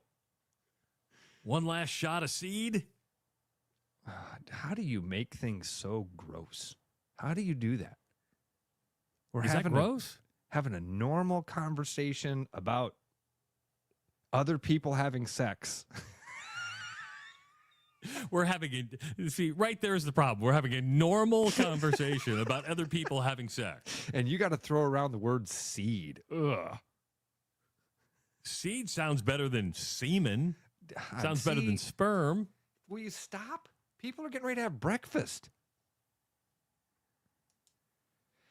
Bacon and eggs. Been some good ones. And we got our last reading tomorrow. We'll announce our winner on Friday. But again, go to therushradio.com, click on the promotions tab, and just tell us your story. Again, Ross is right. Women, we're not just holding this to men. Just to let you know. We do have Chris Williams coming up at 7:30. Before we take a break, Northern Iowa basketball team won last night, Ross, 70-57 over Northern Illinois. They're off to a 4-0 start. They'll head out west to California, I think, take on UC Irvine, and then they're going to be in Palm Springs. But Ben Jacobs has got what we think is a pretty good team this year. So we'll find out a little bit more. Tristan Smith had 18 points, 5 rebounds, 3 blocks last night. What I like about it is, and even Drake hasn't had the best start, it's going to be another one of those years where 3, if not all 4 teams are going to be fun to watch in the state. Just pay attention to. And could be one of those years you get 3 teams in the NCAA tournament. I know I'm putting Iowa a little ahead. I'm looking ahead, but I think Iowa can be a tournament team. Listen, Travis, that's what the expectation is for this Hawkeye team. Fair, not indifferent. The expectation is to be a tournament team. And certainly to be in that conversation and on the bubble and all of those other things. And yeah, let's hope to God that Drake and you and I are both Valley contenders. Hate the fact that the Valley is a perennial one-bid league now, but that's what it is. It's the world we live in. So, yeah, I'm with you. Iowa State obviously going to be a great basketball team all season. We got a lot to learn about this Hawkeye basketball team, but I'm with you. We should at least see conversations about 3 of these teams when we get to March. 515-517-2303. That's the number to call. We'll come back. We're talking Iowa State athletics. 20 years of Chris Williams on the inside of Cyclone Athletics. He's got a brand new book out. A lot of questions to ask Chris about Fanatic. It's all next on the Rush Radio Show, powered by Willis Automotive. For the holidays, bring real taste to the table with Gold Peak Real Brewed Tea. Made with real tea leaves and real cane sugar, Gold Peak delivers a golden, brewed for taste flavor that makes every moment more meaningful. Whether you're gathering with family or friends, celebrate the moments that matter the most, because real connections deserve real refreshment. For your upcoming holiday celebrations, choose Gold Peak Tea and bring real taste to the table. Your house wasn't built for bats, birds, or raccoons, but try telling them that. At Bats and Bugs Pest Solutions, we've been helping Iowans take back their homes for over 20 years. We use cost-effective, eco-friendly methods to solve wildlife and pest problems the right way. Whether it's bats in your attic, birds in the vents, raccoons in your chimney, or moles in your yard, we have long-term solutions. Call Bats and Bugs Pest Solutions today at 515-218-3400, and let's make sure your home doesn't become their home. November's here, and that means Thanksgiving's right around the corner. And here at Willis, we're thankful for you, our guests, for entrusting us with your vehicle and service needs. With holiday season comes travel, and all those extra miles can cause wear and tear on your car. Save that for your pants after all that turkey. While we can't fix your slacks, we sure can make sure your car's in tip-top shape. So come on down to Willis for 10% off an oil change. Give us a call or schedule online at willisvolvocars.com.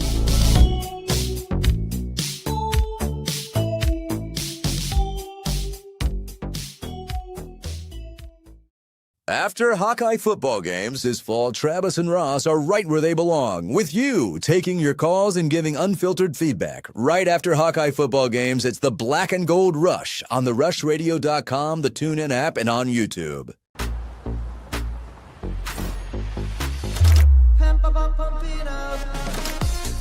A fuel choice that even rivals can agree on? Now that's worth the hype. Pump it up with Unleaded 88. Hey, it's Noel from Fiscus Jewelers. This holiday season, give the gift of sparkle that lasts a lifetime. From our latest designs to timeless favorites, there's something for everyone on your list. Already have a Fiscus diamond? Bring it in and trade up with our 100% trade up program. It's the perfect way to shine a little brighter this year. And if you're dreaming up something custom, get your design started by December 1st for Christmas delivery. Let's make this season magical together. Fiscus Jewelers, your jeweler for life.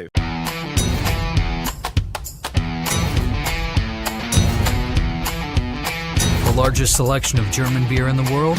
You'll find it at the Hessen House. From Doppelbocks to Oktoberfest to Hefeweizens and Dunkels, there's no passport needed for the deliciously different beer and food at the Hessen House. So grab your friends and make it a fun night out. The Hessen House, 4th and Court, Des Moines.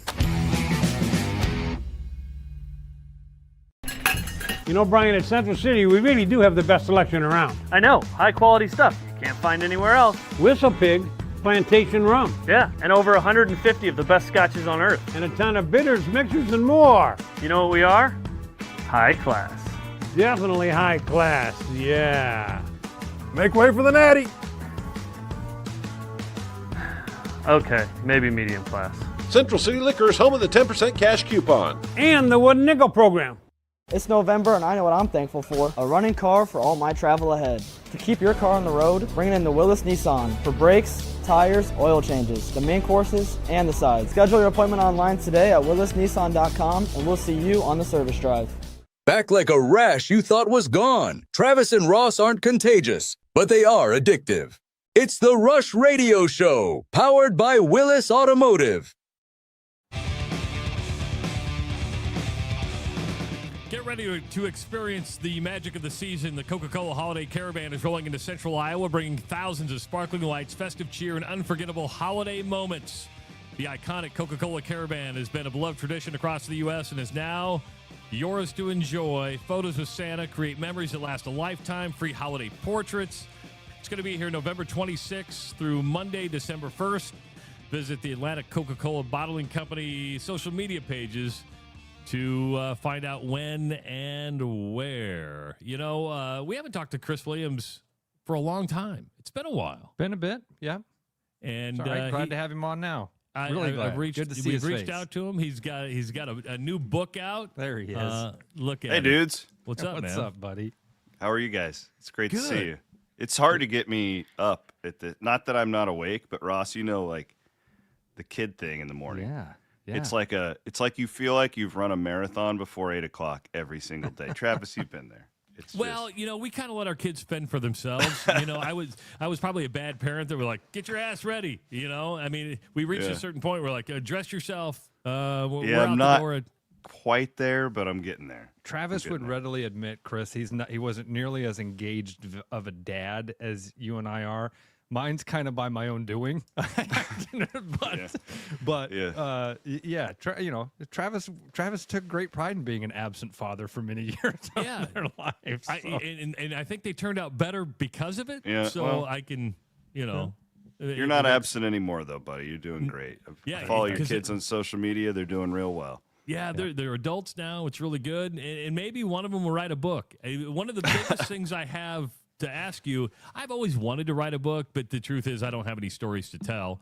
How hard was it to write a book, to sit down and just mentally and then physically write a book? Oh, man, that's a loaded question, but it was really, really a great challenge in so many ways. I mean, first of all, I didn't know what I was doing, right? Like you and me can sit here and we can turn on the microphone and talk for 3 hours and have no game plan whatsoever and feel like we do a decent job at the end of the day. But this was like totally foreign territory to me. It all started, it was at the NCAA tournament, and it was Otzelberger's first year, I think, so 2021, when they were in Milwaukee. And I actually, Travis, you know, when you cover an NCAA tournament, they just will sit you next to random people. You never know. Like Bill Murray sat next to me at a Sweet 16 one year.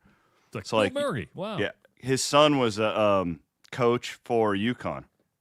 Oh, he was an assistant coach, and like that, you just get sit next to random people. Mine was next to Jamie Pollard that day, and I commented to him, I'm like, because it's Otzelberger coming back. They had Tyrese Hunter in Milwaukee, like all this, and I was like, this is so cool. Like, this is a great just story, and I go, I would love to someday kind of write a book about like all these individual stories from, because this was my 20th year of covering Iowa State, and he's like, well, why don't you do it? And I'm like, well, that's actually not a terrible idea. So that was kind of where it was born.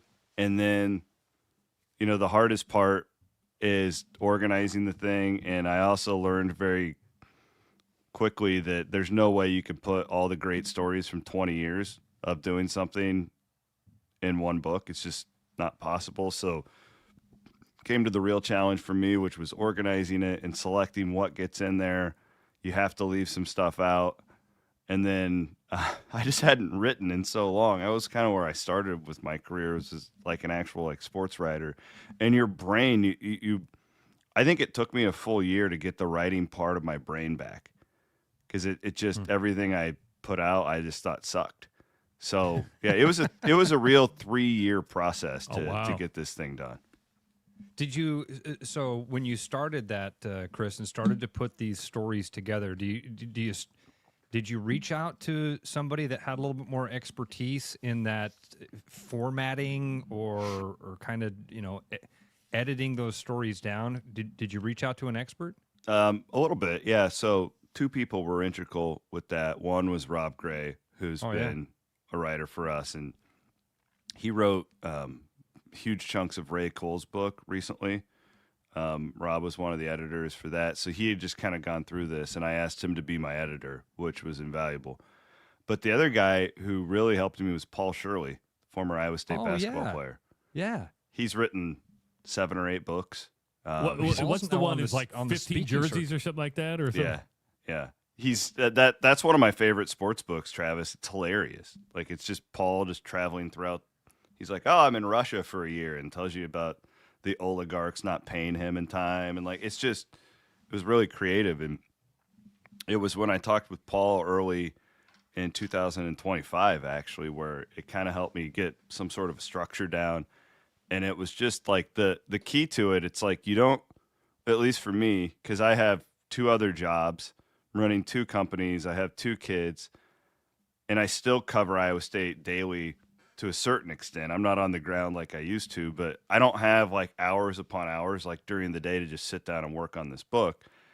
And Paul's advice to me was, you just got to do it like in chunks. Like, you have to do it every day, like a ritual at the same time. Like, you guys are just used to getting up and doing your show from 6 to 8 every single day. It's part of your life. And I made it part of my life. So I started when I put my daughter to bed, my 6-year-old, very clingy 6-year-old COVID kid that is just used to dad being there all the time. I have my laptop on my lap. I bet 80% of the words in this book were written with her asleep next to me, just me sitting in her bed with my laptop. And that was, it was when you started to just say, I'm going to do 30 minutes to an hour every day, no matter what, is when this thing really started rolling for me. So is the book broken? Sorry, Ross. Is the book broken out like the chapters are stories, or do they all? Okay. Yeah. So it's I say it's kind of like ADHD for Cyclone fans. It's not chronological. It's not a history book. There's, unfortunately, it's like it's the last 20 years, but like Brock Purdy's barely in the book, which is insane. Yeah. But you know, and it's kind of like what stood out to me. They're kind of my personal stories. So one of my favorite chapters in the book is about I doubt you guys even remember this. They played a basketball game in 2013 at BYU when Melvin Edgem flipped off the crowd. Absolutely.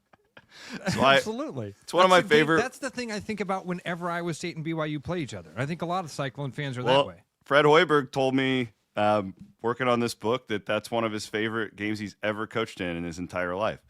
And Melvin Edgem flipped off the crowd. DeAndre Kane ripped that dude's eyeball out. There's may or may not have been like racial stuff being yelled at the team. Like it was just crazy. Like it's an insane game. So I kind of did like a oral history on that game. Like Micah Byers is in the back with DeAndre Kane after he gets ejected, and people are yelling at him. It's so like, the Fiesta Bowl win isn't even in the book. So it's like, wow. Again, like if you're expecting a history book, you're going to be disappointed. It's not that. There's 2 chapters in it are how we created Cyclone Fanatic. Like the backstory to that. It's not about me. The majority of the book is about like just great.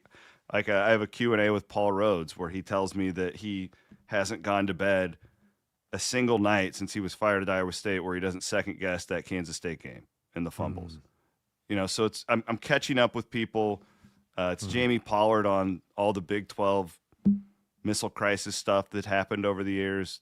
That's the type of book this is. It's ADHD for Cyclone fans. So when we were together, Chris, you'd always say things like, "Oh, I'm gonna put that in my book." And I always wondered. I was always like, "Dude, you probably should write a book someday when you get to that point."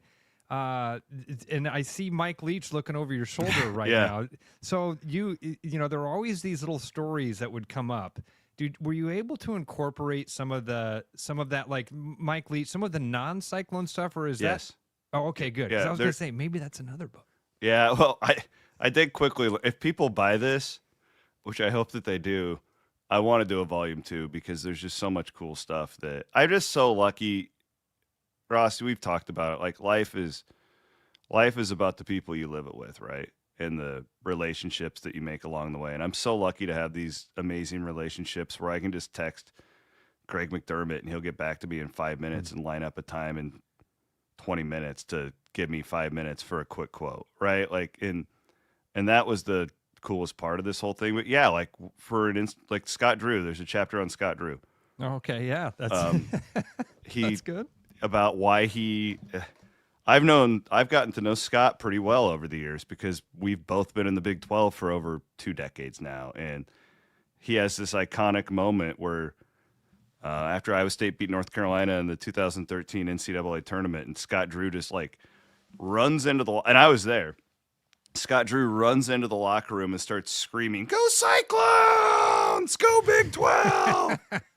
And I always wanted to ask him about that. Like, what made you do that? It's this team that you compete with. And like, so there's a chapter on that. There is a chapter on Leach, and it's not the funny quotes from press conference. The man has just been an inspiration to me, him and Hal Mummy both. I've been really lucky to get to know Hal on a personal level since Mike passed away. And the whole like air raid thing to me is it represents like what we're doing at Iowa Everywhere and what you guys are doing here on the Rush. And it's just, you can live your life in a way that isn't considered normal by mass groups of people, and it can be really inspiring to others. And that's what those guys did. Like they came into the sport of football and people thought that, oh, those guys are soft.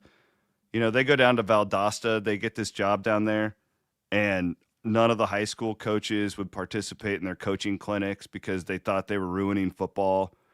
Watch the NFL on Sundays now. There's air raid all over the place, right? Like, and it's kind of a nod to Mike Leach is my hero. It's like everybody says, don't idolize people and don't meet your heroes. They'll disappoint you. We had him on our show, and it was one of the greatest moments ever for me. And then the best part was about 3 weeks later, I bumped into him in San Antonio, introduced myself to him, and I said, "You were just on my radio show."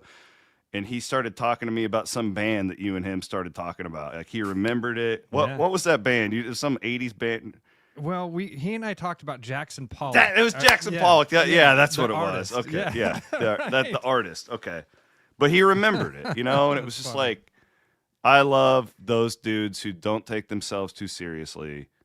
And to me, he's an inspiration for me every day. I wish I could tell him that because I didn't probably fully realize it until he died. And I got to know Hal because I've had Hal on my podcast a few times, and they're just those dudes are just these renegade outlaws who I talked to Holgerson for the book on Leach, Dana Holgerson. Oh, really? Was he easy to get a hold of? I bumped into him. It was well, it's funny. Travis, you've been to a million of these. I was at Big 12 Media Days like 2 years ago when he was still at Houston, and I said to his SID, I told him what I was doing. I go, I'm an Iowa guy. Holgerson's an Iowa guy, and I'm doing this chapter on Leach, and I'd love to talk to Dana, but I don't feel like it's probably appropriate if I like ask him about it on the stand because nobody else wants to hear about that. And he told Holgerson, and Holgerson was like so excited about it. And I got to sit in the back, and we drank Red Bull for 30 minutes and talked about Mike Leach.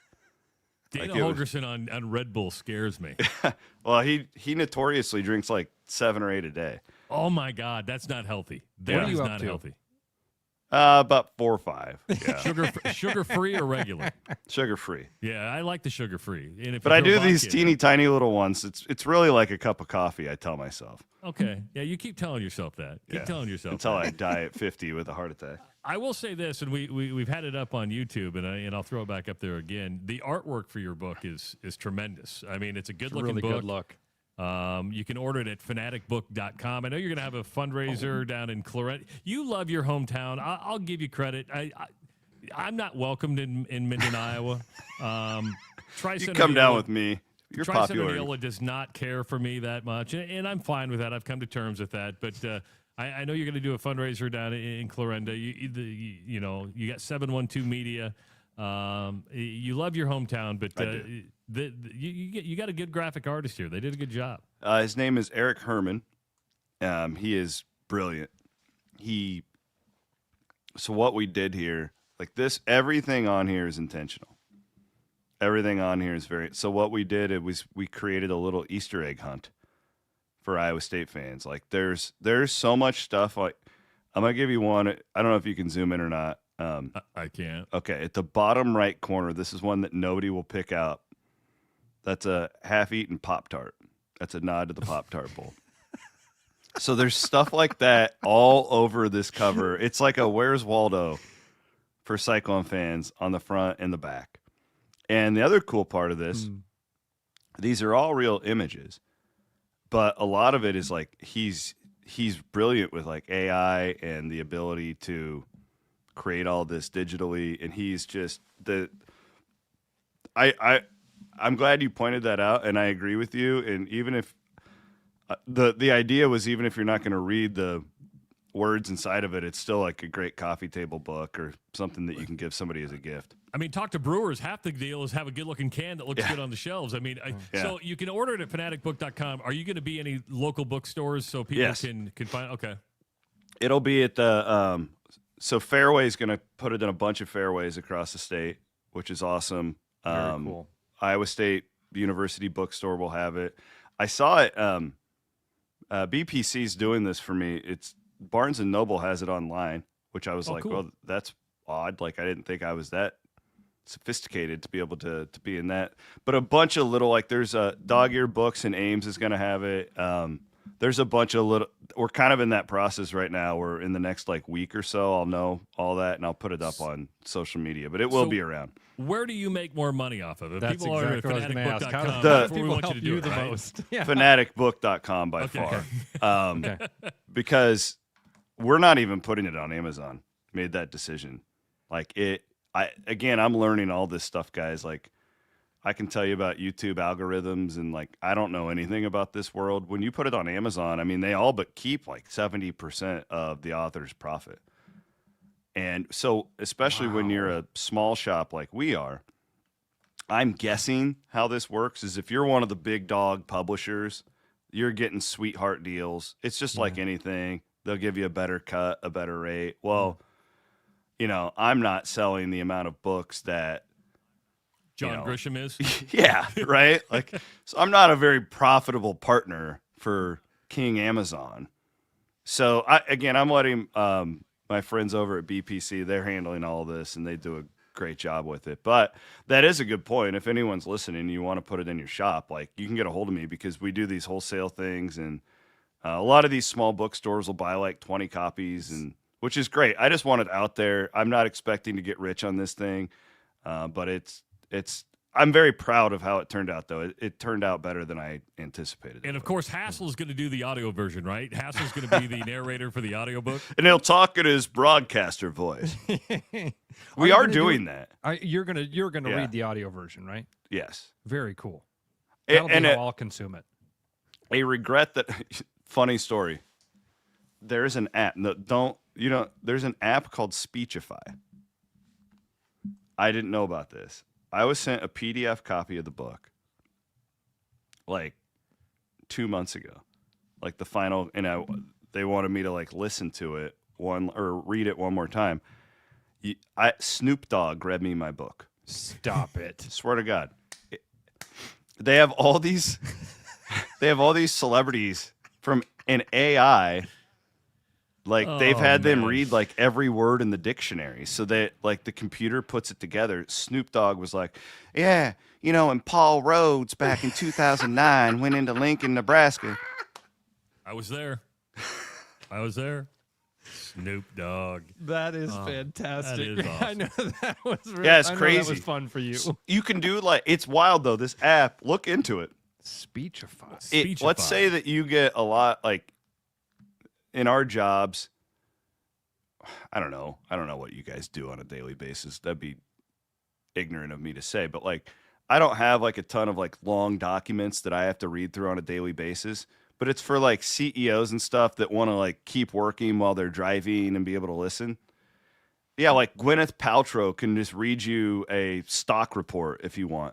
Like it's just crazy. How this thing, and it's so accurate. It's like I could write something erotic for me and have Gwyneth Paltrow read it to me.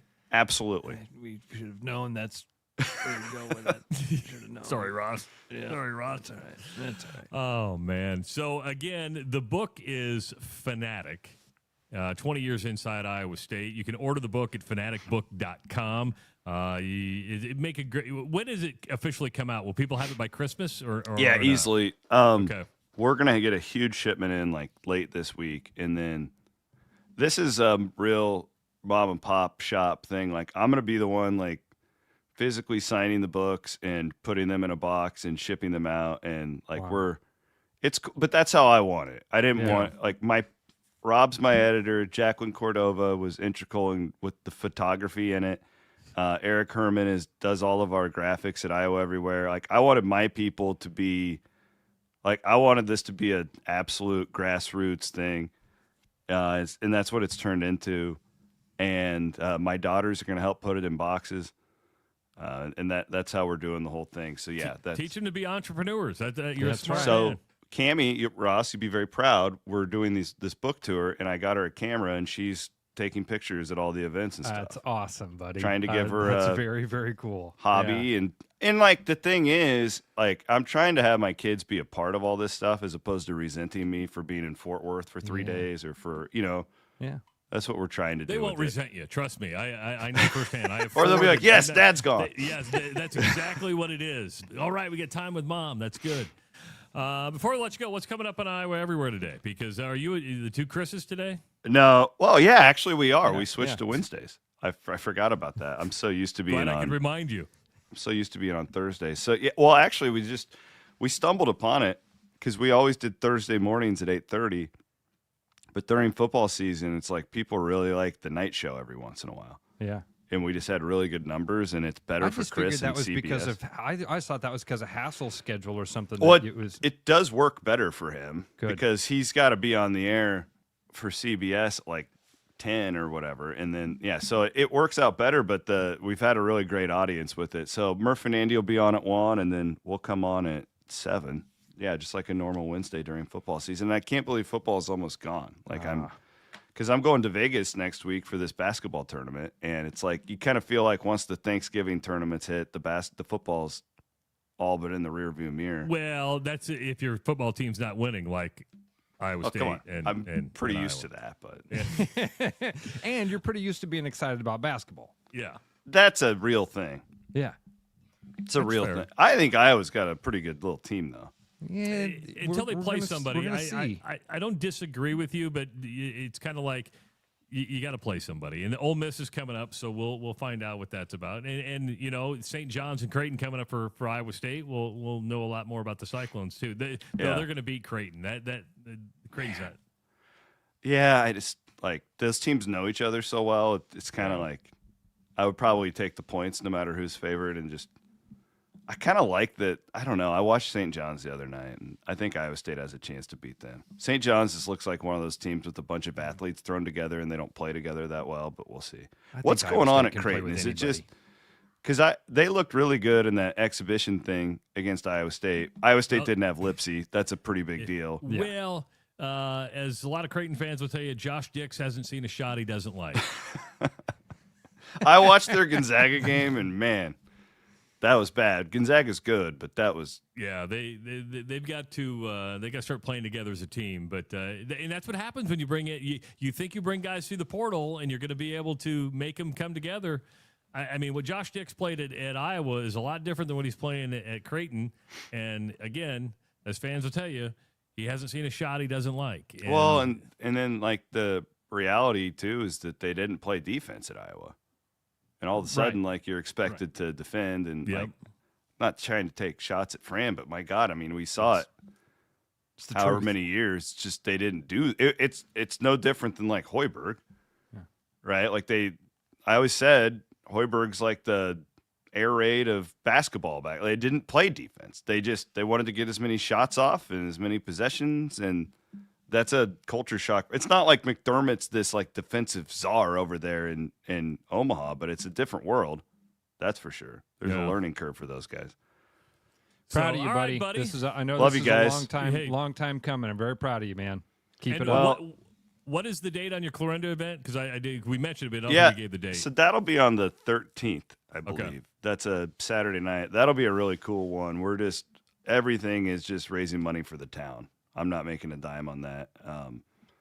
We're doing that. We're gonna have like live music down there, and then there's gonna be other ones too. Like this is gonna be we're kind of using this as a celebrate, and what we're doing is we're tying in local charities to all these events when we do them. A friend of mine recently lost his wife, and he has a foundation for her, and we're gonna do one up in the Clear Lake area coming up. We're gonna go. Get over to Council Bluffs. I have a bar in Council Bluffs, actually. We'll do one there. I think Okoboji's going to get one. I think we're going to go up to Minneapolis sometime. So we did a cool one, raise money for a scholarship in Colorado. So thanks, guys. I appreciate you very much. Chris, love congratulations, you much, man. We'll catch you, buddy. up soon. Appreciate Thanks, it. guys. Chris Williams joining us on the Rush Radio Show powered by Willis Automotive. Fast day tomorrow. Bruno will be with us. Todd Stepsis, head coach of the Northern Iowa Panthers, going to jump in. They're going to reverse. So Bruno at 7, Todd Stepsis at 7:30 because they're going to watch the high school championship games. Ross, always good seeing you, buddy. Yeah, fun Wednesday, man. Fast Wednesday. This one went really quick. We'll be back tomorrow morning, 6 a.m. Enjoy your Wednesday, everybody. It's the Rush Radio Show powered by Willis Automotive. I'm loving these wooden nickels, Brian. Yeah, I suppose everyone is catching on. Just spend $20 to get a wooden nickel. It's 25. Collect 10 and add up the savings on your next purchase. Some of these are worth $5. That could be huge. I know, right? That's why you have to spend $20. It's 25. Collect 10. It's like money back to you. Spend 20, you get another wooden nickel. It's 25. Collect 10 and add up the savings. It's huge. Central City Liquors, home of the 10% cash coupon. And the wooden nickel program. It's huge. Hi, I'm John Linares with Willis Lexus, and this November, we're starting early. We are starting our December to Remember sales event today. First off, I want to highlight a special lease on 2026 NX Gas. It's $409 per month with $49.99 due at signing. Or you can take advantage of rates as low as 2.49 for 48 months or 3.49 for 60 months on IS model, all ES models, NX Gas, RX Gas, and TX Gas, and as an added bonus on 2026 RX Gas, NX, and TX Gas models. I invite you to stop in and take a new Lexus for a test drive, or visit us online at willislexus.com where you'll find some special offers. 'Tis the season to share great taste. Grab a refreshing Coca-Cola and make every moment a celebration. Locally made, nationally loved, Coca-Cola is the real deal when it comes to holiday cheer. Whether you're kicking back after the game or hosting the crew, nothing hits like that crisp, fizzy taste. Make this season yours. Grab an ice-cold Coca-Cola today. After Hawkeye football games this fall, Travis and Ross are right where they belong, with you taking your calls and giving unfiltered feedback. Right after Hawkeye football games, it's the Black and Gold Rush on therushradio.com, the TuneIn app, and on YouTube. Missing a quality home-cooked meal? You know, the kind Mom used to make? Lucky for you, we found her recipe book. Welcome to the High Life. Welcome to the Champagne of Bars. Every business has priorities, and Priority One Heating and Cooling is no different. As a service provider, we prioritize quality air conditioners and furnaces that will keep your home at your comfort level year-round. As a small business, we prioritize doing things the right way and treating people fairly. As a truly local business, we prioritize our community. As a veteran-owned business, we prioritize duty and commitment. For big business service with local value, trust your home to the place where you are always Priority One. Back to the Rush. Strong opinions, weak filters, and just enough sense to stay on the air. It's the Rush Radio Show, powered by Willis Automotive.